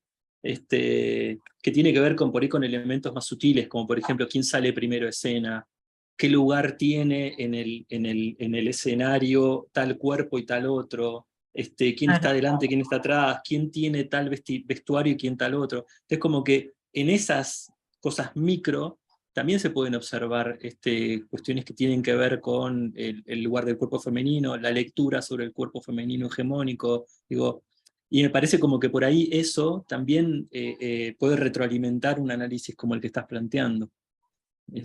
Claro. Sí, Como el ir más puntilloso, ser más puntillosa coreográficamente, por ejemplo, sobre lo que está pasando. Cómo se mueve cada cuerpo, qué gestualidad porta, en cierto punto. O sea, como que esas cosas tu presentación me generó como querer saber más sobre eso, en cierto punto también. claro, claro. Sí, sí. En Mm. relación, digamos, bueno, en realidad creo que estamos todos los que venimos trabajando en el campo de la danza tan atravesados, digamos, por ciertas cuestiones que tienen que ver con corporalidades hegemónicas, etcétera, etcétera, que a veces creo que, sí, sin darnos cuenta, digamos, a lo mejor seguimos reproduciendo determinados patrones, ¿no? Pero bueno, veo que hay como apariciones en distintas producciones coreográficas de corporalidades diversas, ¿no? Y eso, bueno, me parece interesante, ¿no? Esa heterogeneidad, digamos que en realidad tiene que ver con salir de determinadas cuestiones, digamos, como muy pautadas, para dar lugar a la diversidad, digamos, que en realidad tiene que ver con lo humano, ¿no? Uno es más petizo, el otro más alto, lo que fuere, Claro. ¿no? En relación a Sí, características físicas o lo que fuere. sí, sí. Yo no sé si alguien tiene alguna pregunta para agregar o continuamos o continúo. Bueno, nada, yo que si para seguir un poco con esta un Juan, yo poco. quería comentar Sí, algo. sí, sí, sí. Para meterme como en la línea, porque lo mío es como Dale, sí, sí, sí. muy diferente. Sí, sí, sí, sí. Es que me quedaron resonando varias cosas. Una que mencionó Francisco en relación a que los cuerpos cambian con los años. Yo sé que es algo obvio, pero no es obvio cuando de verdad se tiene bailarines de 60 años bailando. Lo menciono porque acá en mi país la Compañía Nacional de Danza es estatal. Y entonces funciona con el servicio civil. Son empleados públicos. Entra en una contradicción ahí, pero fue la forma en que se lograron como el área artística insertar dentro de la estructura ¿cómo se llama?, estatal. ¿Y qué quiere decir esto? Que los bailarines obviamente funcionan como cualquier empleado público, empiezan a la edad que empezaron y actualmente varios ya tienen 60 años y tienen que estar bailando. Bueno, se ha buscado otras formas de salir administrativamente, pero son bailarines. Algunos pudieron optar por ser coreógrafos o dirigir otras instituciones dentro de la misma estructura de del Ministerio de Cultura, pero no, son bailarines y están ahí. Entonces se empezó con un gran cuestionamiento sobre bailar a cierta edad y por qué ese no se debe de excluir o se debe de excluir, y empezó toda una gran discusión sobre eso.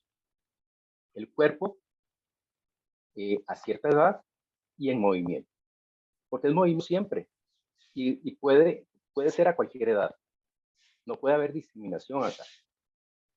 Lo que pasa es cuando se enfrentan a que se pensiona alguno y entra ya un bailarín joven y empieza esa doble generación a funcionar ahí.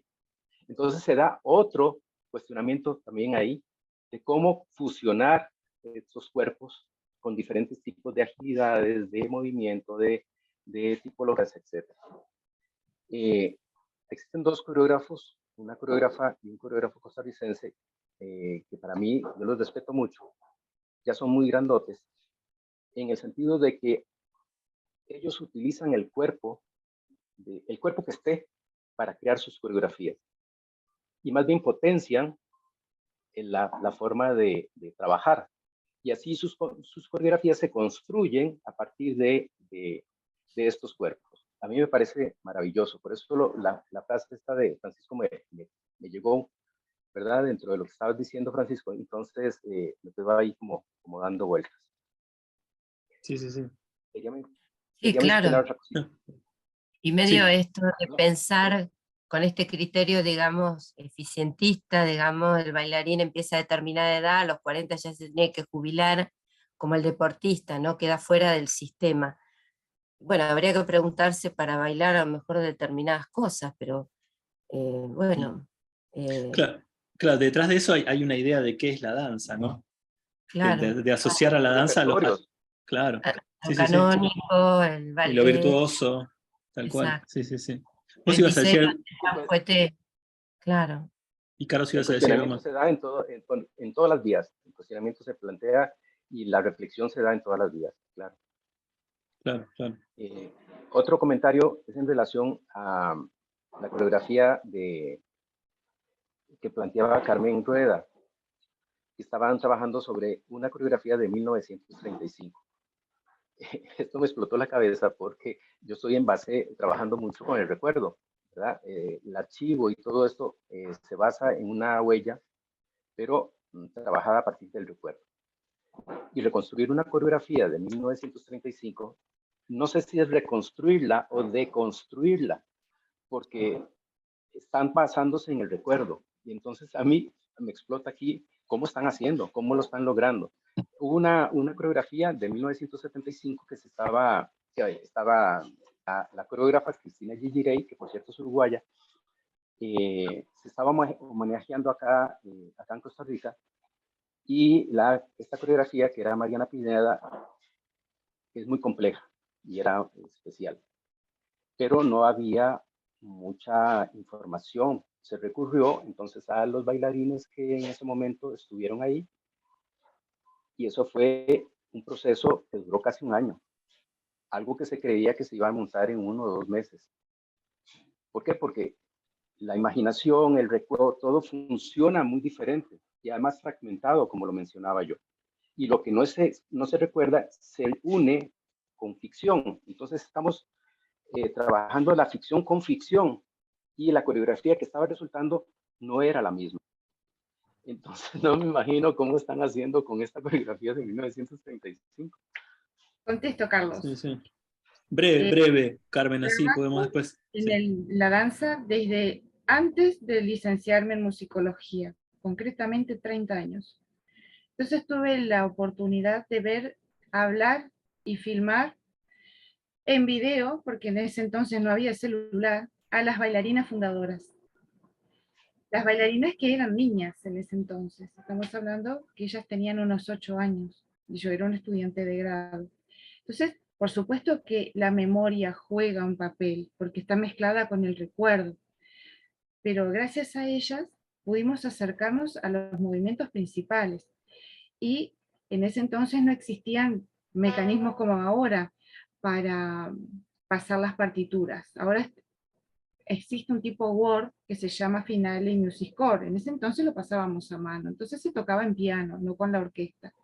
Yo lo que aprendí es que el bailarín tiene una memoria cinética, porque las entrevistaba juntas y me decían que esos eran los movimientos. Las entrevistaba por separado y me decían que esos eran los movimientos. Entonces, así como yo músico tengo memoria melódico-musical para poder tocar la flauta y el arpa, yo toco esos dos instrumentos, ellas, y digo ellas porque tuve más oportunidad de entrevistar a mujeres que a varones. Vuelvo a repetir, había muy pocos varones en el 35, no era bien visto que el varón se dedicara a la danza, y más a la danza clásica, ¿no? Entonces, hay una que está mezclada con el recuerdo, por supuesto, que no va a ser la misma reposición, obviamente, no estamos en 1935, pero todo lo que ellas me dijeron, y los 3 bailarines que pude entrevistar, y que me hicieron, me brindaron la oportunidad para poder hacer la reconstrucción coreográfica, brinda una mirada para el futuro, porque si no, no quedaría nada de la historia de la danza. Es historiar la danza, o coreografar la historia, ¿no? Sí. Queda la película. ¿Historiamos Sí. la danza o coreografiamos la historia? Sí.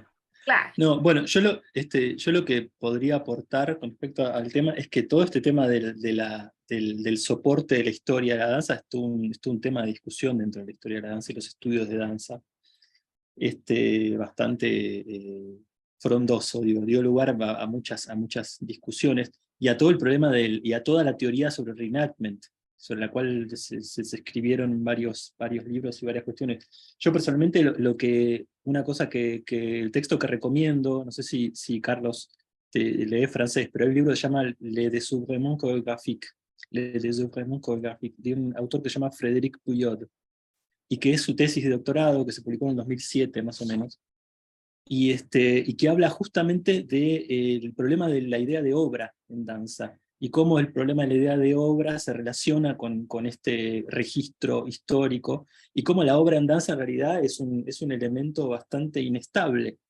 como soporte histórico, ¿no? Entonces lo que hace es abrir un poco toda esa complejidad. Es muy interesante el libro y está traducido al inglés también. Si a alguno le interesa se lo puedo mandar en PDF, porque está pirateado en PDF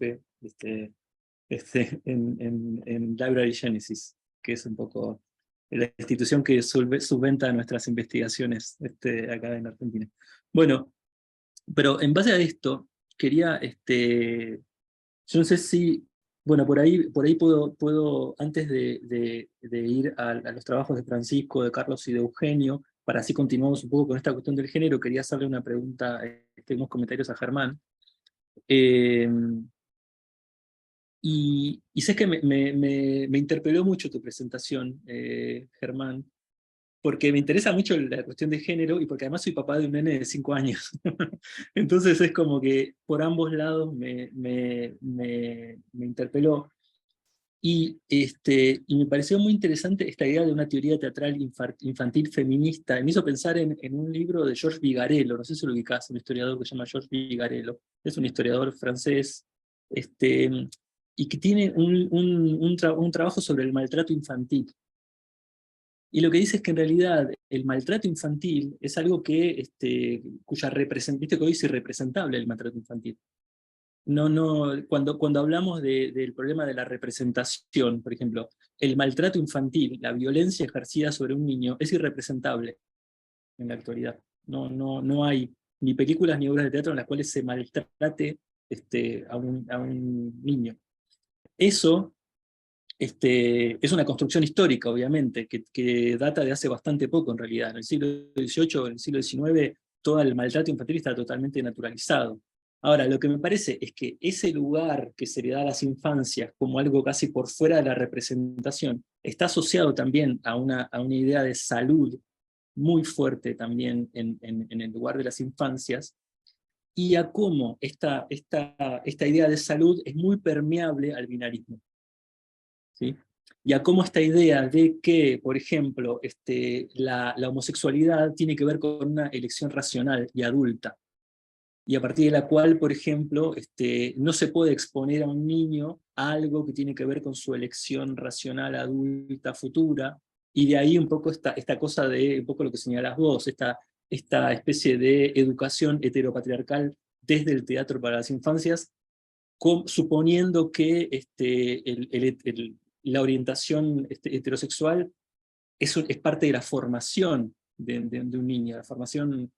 Entonces me pareció súper candente porque la pregunta, porque digo, está hoy presente también en el lugar de la ESI, en las escuelas primarias, en un montón de cuestiones que están como ahí en el medio de la agenda pública. Ahora, en lo que sí te quería preguntar, y supongo que en esto te debes haber ligado varios comentarios fuertes, esta idea de pensar un feminismo sin mujeres.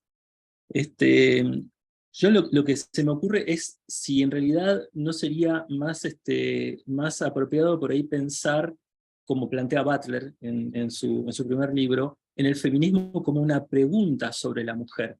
Y en vez de hablar de mujer, hablar de, ella habla algo así como de cuerpos corporeizados femeninamente. Sí, Es un cuerpo... en realidad, Creo que es una... es Sí, dale. Es una apuesta para hacer un poco de ruido, que es un poco a donde hay que ir cuando hay que desnaturalizar. Por supuesto que lo obvio es lo más difícil de desarmar. Entonces, esta propuesta de un feminismo sin mujeres no es mía, es de la Coordinación Universitaria de la Disidencia Sexual de Chile. Hay una publicación en 2011 que se llama así. En realidad, acá yo te escuchaba muy atentamente y hay un montón de microtensiones ahí para seguir abriéndolas. Por ejemplo, presuponer el teatro como educación, presuponer la homosexualidad como contraparte a la heterosexualidad, no sé, la elección, digamos, los factores políticos, la identificación, la función, digamos, hay un montón de cosas ahí que son para seguir trabajando. A ver, me dicen que me escuchan muy bajito, me acerco un poquito. No sé, me acerco un poquito más. Bueno. Yo me subí el volumen para escucharte. Sí, es verdad, se te escucha muy bajito. Bueno, no, quería sí. decir esto, que la idea de un feminismo sin mujeres es una fórmula, primero para salir de los biologicismos. Digamos, yo estoy bregando dentro de lo dije en la exposición, pero al usar el término feminismo como paraguas, digamos, estoy tratando de hacer una postura que no sea cis-sexista, digamos, tratando de salir de las condiciones cis de existencia. Entonces, pensar en las mujeres es también de alguna manera pensar en una piedra de tope, ¿no? Decir que el feminismo es una política de mujeres. Entonces, quizás la pregunta ahí también, tampoco es mía, por supuesto, en este caso. Yo acá estoy hablando de todos los movimientos feministas posteriores a la década del 80, y estoy hablando de los feminismos negros, los feminismos decoloniales, los marrones, los actuales. Ahora leo una pregunta que me dejaron ahí, porque no me da para hacer dos cosas a la vez. A esta altura estoy en otra. No, quería decir que esta idea de construir el signo mujer, de construir los cimientos de la mujer, si bien es cierto que termina de confluir en Butler, tiene su propia historia. Ese es el feminismo que a mí más me interesa. Por eso también me preguntaba si el feminismo es una política de representación, que tampoco es una pregunta mía, es una pregunta de Butler. Entonces, esa fórmula candente me parece que tiene que ver, primero, con salir de los binarismos, segundo, con salir de esta cuestión compulsiva que tenemos en la historiografía actual de recuperar figuras de mujeres en la historia pensando que con eso hacemos estudios feministas. Yo por feminismo entiendo un movimiento antisexista, entiendo un movimiento antiopresión. No entiendo la fórmula, o no brego por la fórmula oposición heterosexualidad o homosexualidad. Brego por desaprender las formas heterosexuales de entender que tenemos el teatro. Dentro de ello, preguntarnos qué pasa con el teatro para las infancias. Acá un montón de variables como la infancia como un objeto discursivo, como un conjunto de instituciones intervinientes. Bueno, yo no quiero decir, porque tampoco quiero... Germán, y una pregunta con respecto a esto que venís a decir. ¿Por qué hablas de feminismo y no de teoría queer, por ejemplo? Bueno, O sea, porque tiene su propia historia conflictiva, digamos. Yo sí digo porque, digo, yo porque todo la forma en la que planteas el feminismo como que me remite mucho a lo queer, en realidad. ¿pero qué queer? ¿A lo queer con E, con I o con K? Digo, es como que No también sé, por eso es una claro, sí, hay sí, que sí. poder atenderla. Por eso yo digo que uso el término feminismo como paraguas, porque también yo estoy hablando de un feminismo muy quimérico y muy amplio, Ajá. que es el feminismo quizá un poco más local, entiendo yo. Es un Mm. feminismo que tiene presente las transsexualidades, las transgeneridades, que brega por un mundo que sea más vivible, ¿no? Que quizás de pronto Sí. no se trata de, bueno, cuántas mujeres son las que se presentaron, porque quizás, como recién ustedes muy bien decían, ¿no? ¿Cuántas mujeres se presentaron?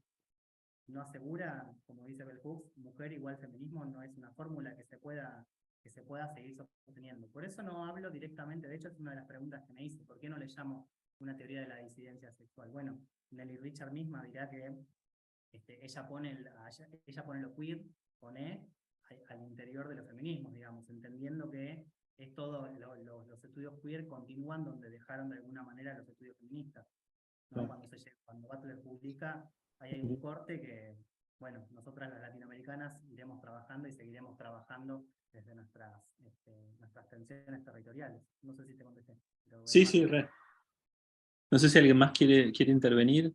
Acá hay una escrita, no sé si la leo. Ah, sí, dale. Mariana te hizo una pregunta. La leo. Pregunta para Germán. ¿Tenés obras relevadas que sigan la línea de infancias trans? Porque desde la música hay propuestas musicales, cancioneros trans, por ejemplo, ¿no? Pero desconozco si hay obras infantiles. Y si hay, ¿desde cuándo? Bueno, esto es todo un tema que yo también me pregunto. En realidad no específicamente de lo trans, pero el año pasado, ahí justo hoy hablaban de Cervantes, el año pasado en el Cervantes estuvo la obra Familia Notipo, de Gustavo Tarriba y Mariana Chabut, que era para mí era una obra queer, con C, una obra queer.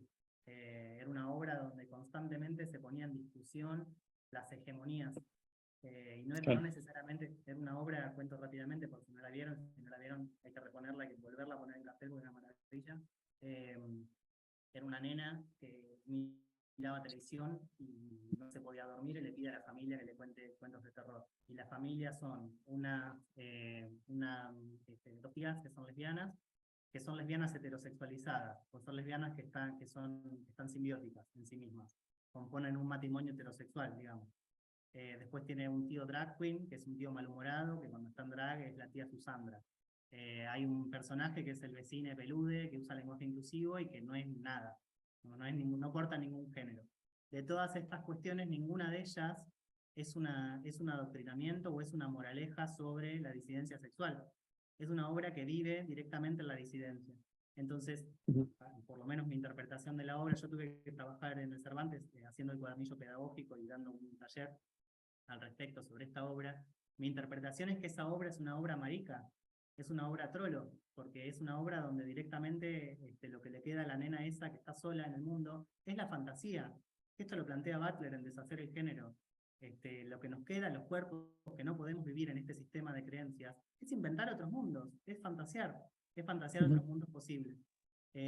Bueno, después otras obras sobre lo trans, específicamente no conozco, pero bueno, está dando vueltas la película que es bastante discutible también, pero está dando vueltas la película de Gabriela Mancilla sobre Luana, y también está la obra de El vestido de mamá, que ahora no me acuerdo, de Dani Umpi, que el autor de la obra no me acuerdo ahora, pero también tienen, digamos, todas temáticas queer, a mi criterio queer. No sé si te contesté, pero eso es lo que tengo. Sí. Buenísimo, buenísimo. Bueno, vamos a seguir. Yo tenía dos preguntas preguntas para Carlos y para Francisco. En realidad tienen que ver casi con cuestiones que tienen que ver con conocer más acerca de sus objetos de estudio. Es decir, en el caso de Carlos, yo te quería preguntar, en Costa Rica, ¿cuál es la situación de esta relación de las artes escénicas con el archivo, en cierto punto? Sobre todo teniendo en cuenta, de algún modo, que esta idea de archivo tiene un rol legitimante institucionalmente, ¿no? Esta idea de la construcción de un acervo que legitima de alguna manera un patrimonio, digo, incluso partidas presupuestarias, digo, o sea, ¿qué lugar le encontrás al archivo de las artes escénicas en Costa Rica, y en ese mismo sentido yo creo que Francisco también trabaja sobre el archivo de prácticas escénicas en un espacio como es la provincia de Córdoba, y lo que quería preguntarte también a vos, Francisco, es si podías hablarnos un poco más sobre, por ejemplo, el perfil de los participantes del grupo, o sea, qué perfiles tienen, y si vos pudieras comentar un poco los estilos de danza, o si pudieras identificar de algún modo estéticamente cuáles son las referencias estéticas del grupo, para conocer un poco más y de qué modo eso quizás se pone en juego, se relaciona con toda esta presentación que hiciste sobre el funcionamiento del grupo, ¿no? Entonces no sé si quieres arrancar vos, Carlos, y después viene Francisco. Sí. Bien, esto es muy fácil. Nosotros somos una fundación y es totalmente independiente. Ya de por ahí, ya con esto empieza el problema. ¿Cómo es posible que una institución o una fundación ajena al Ministerio de Cultura sea la que está realizando el archivo o está guardando el patrimonio inmaterial escénico del país y no institución del gobierno? Ahí ya hay algo que está ahí transitando que no está bien. Y además nosotros reunimos varias cosas. Al ser un archivo independiente, obviamente pasamos revisión no solo a los grupos estatales, sino también a los independientes. Y abarcamos no solo el área de teatro y danza, sino también la lírica o también las cosas performativas que se pueden realizar. Incluso llegamos hasta el circo o el folclore, que son cuando tienen puesta en escena, ¿no?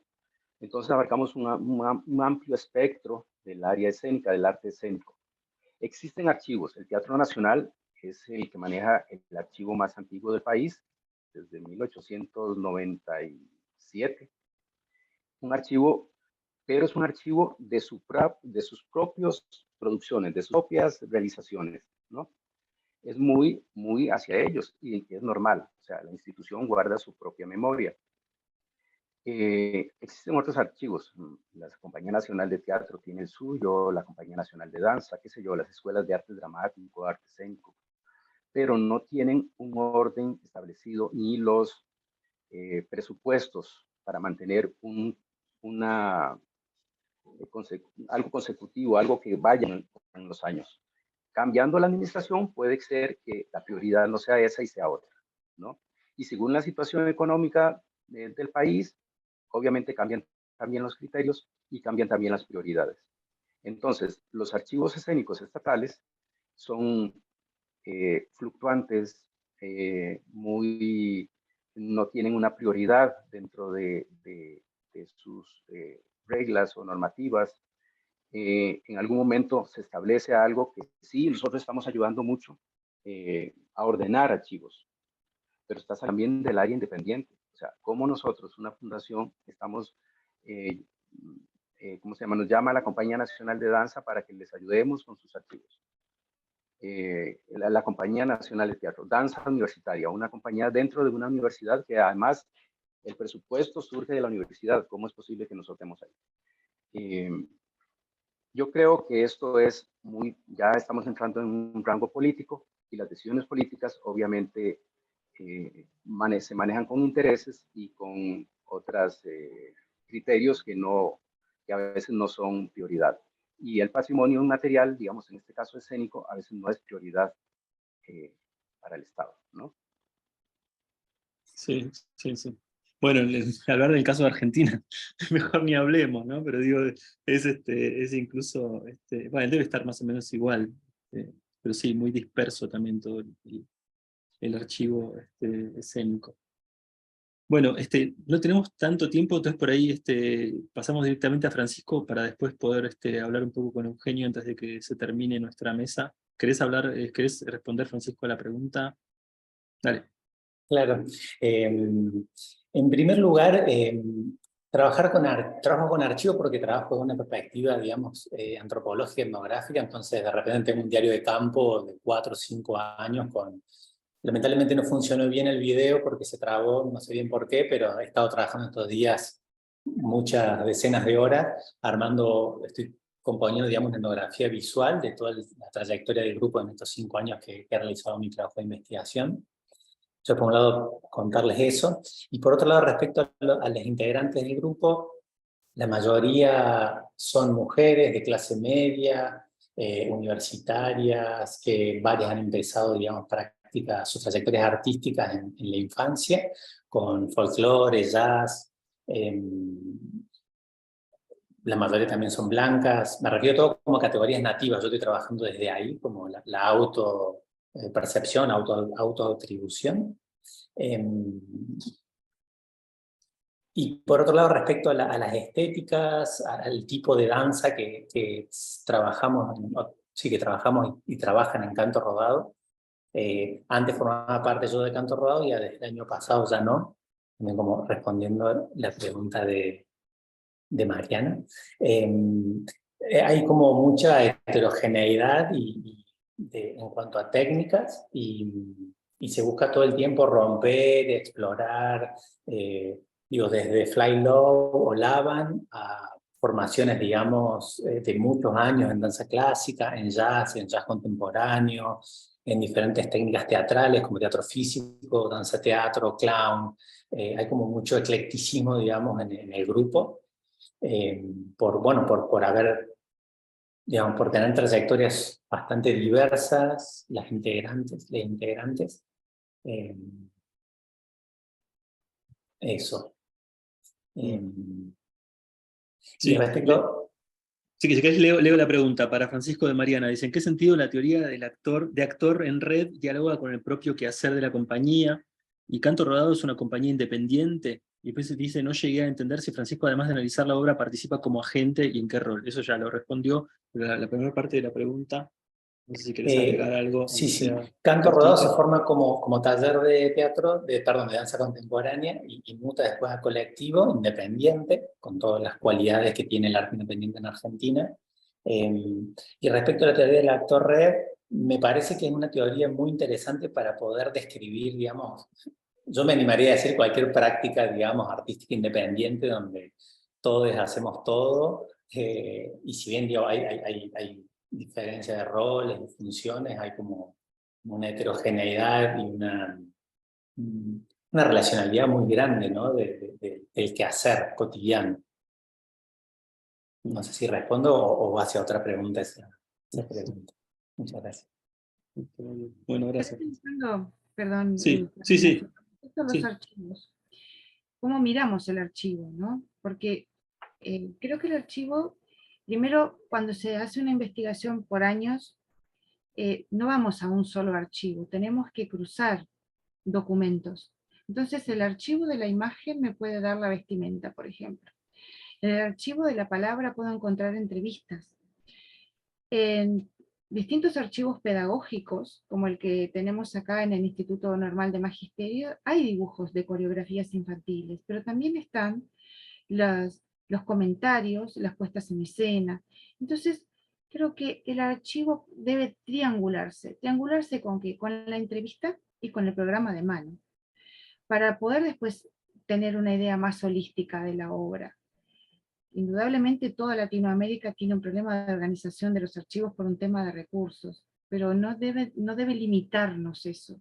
Y a veces, bueno, una tarde entera estamos con una caja, no encontramos nada, y de repente al otro día vamos, abrimos, y en la primera parte ya encontramos lo que buscábamos. O sea, es un poco de paciencia y preguntarnos qué quiero del archivo, un poco, ¿no? Cuando hablamos para no desanimarnos a nivel latinoamericano en cuanto a recursos y organización de los archivos. Son imprescindibles, por lo menos para el musicólogo.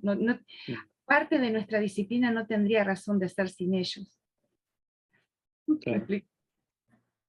Muchas gracias. Bueno, yo tengo una pequeña...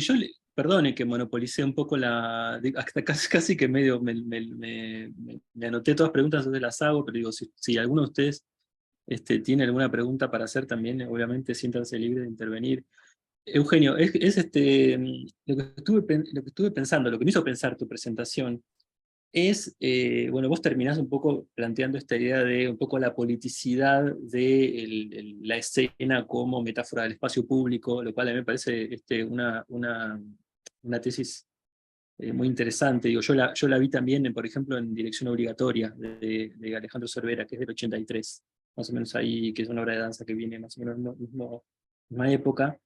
Ahora, lo que se me ocurre también, que no sé si por ahí si lo tenés presente también, es esta idea de el rol, de algún modo, la politicidad que tiene el expresivismo o el expresionismo alemán ya como género en la danza. Por la idea esta, por ejemplo, de que Kurt Jooss, que fue un poco uno de los referentes principales del expresionismo alemán, fue un tipo perseguido por el nazismo, que gran parte de su elenco tuvo que emigrar de Alemania, e incluso muchos fueron gente que tuvo un rol muy importante en la danza chilena, acá nomás. Entonces, digo, se me ocurría por ahí si te parecería interesante como incorporar esta especie de politicidad que tiene ya de por sí el expresionismo como género. Sí, yo, digamos, no estoy tomando los exponentes de la danza expresionista, por lo menos en este estudio, pero sí hago alusión a las connotaciones políticas del expresionismo, por llamarlo de alguna manera inicial, vinculado al teatro de prosa, y vinculado a las decisiones específicas de la escena, ¿no? En ese sentido, no lo dije ahora por una cuestión de sintetizar un poco, pero digamos, hay un señalamiento interesante que hace Fischer-Lichte cuando analiza las puestas en escena de Max Reinhardt, en donde ella piensa justamente este procedimiento de quebrar la caja italiana, de trabajar deliberadamente sobre las posibilidades de experimentación en la copresencia de actores y espectadores, en términos de restituir o directamente configurar un sentimiento de comunidad, ¿no? Y ella habla que, digamos, con el desarrollo del nazismo, obviamente la noción de comunidad está absolutamente descartada, ¿no? En tanto se reivindica la dimensión del individuo, ¿no? Y digamos, esa referencia que hace Fischer-Lichte, yo la recupero para pensar también de qué manera esa idea de comunidad se puede pensar en la estrategia de espacialización de Maratón, ¿no? Descubriendo ahí justamente una dimensión paradójica. ¿Por qué? Porque por un lado, la disolución de los límites entre la expectación y el espacio escénico restituye en el contexto histórico particular de la Buenos Aires 1980 la dimensión de una comunidad, en este caso absolutamente fracturada por la violencia militar, pero a la vez, digamos, la atmósfera que se constituye en ese ámbito compartido está marcada por el encierro y por la experiencia de la muerte. Entonces, digamos, es restituir un orden comunitario, pero que denuncia también la imposibilidad de afirmar una comunidad en un sentido más tradicional, digamos, ¿no? Digamos, eso está en el estudio, o en el artículo, y sí, me parece súper interesante, digamos, lo que planteas en términos de cómo la politicidad inherente al desarrollo del expresionismo en el contexto europeo adquiere también una resonancia particular cuando se recuperan o se reelaboran esos procedimientos, en este caso en el contexto del régimen autoritario. Yo hago esa referencia en el... Sí, bueno, la obra es La Mesa Verde, ¿no? ¿Viste? Que es una obra de Kurt Jooss que justamente es una crítica a la Primera Guerra Mundial, así como muy explícita, o sea, casi como un discurso antipolítica, o crítico de ciertas diplomacia política. Claro, buenísimo. Sí. Yo lo había tomado más por ese lado, digamos, pensando, o sea, tomando como elemento de alguna manera de articulación el espacio, ¿no? Y la construcción de espacialidad. Sí, perfecto. No, está buenísimo. Bueno, lamentablemente tenemos que cerrar acá. Acá Natacha me está señalando que deberíamos ir cerrando porque a las 5 empieza otra mesa. Nada, les quería agradecer muchísimo, les pido disculpas nuevamente por esta desprolijidad que tuvo que ver con el corte de luz y con tratar de adecuarme un poco al funcionamiento de la mesa, pero nada, fue un placer y estuvo muy interesante, por lo menos a mí me pareció súper interesante estuvo súper interesante las presentaciones y creo que se armó un diálogo muy bueno.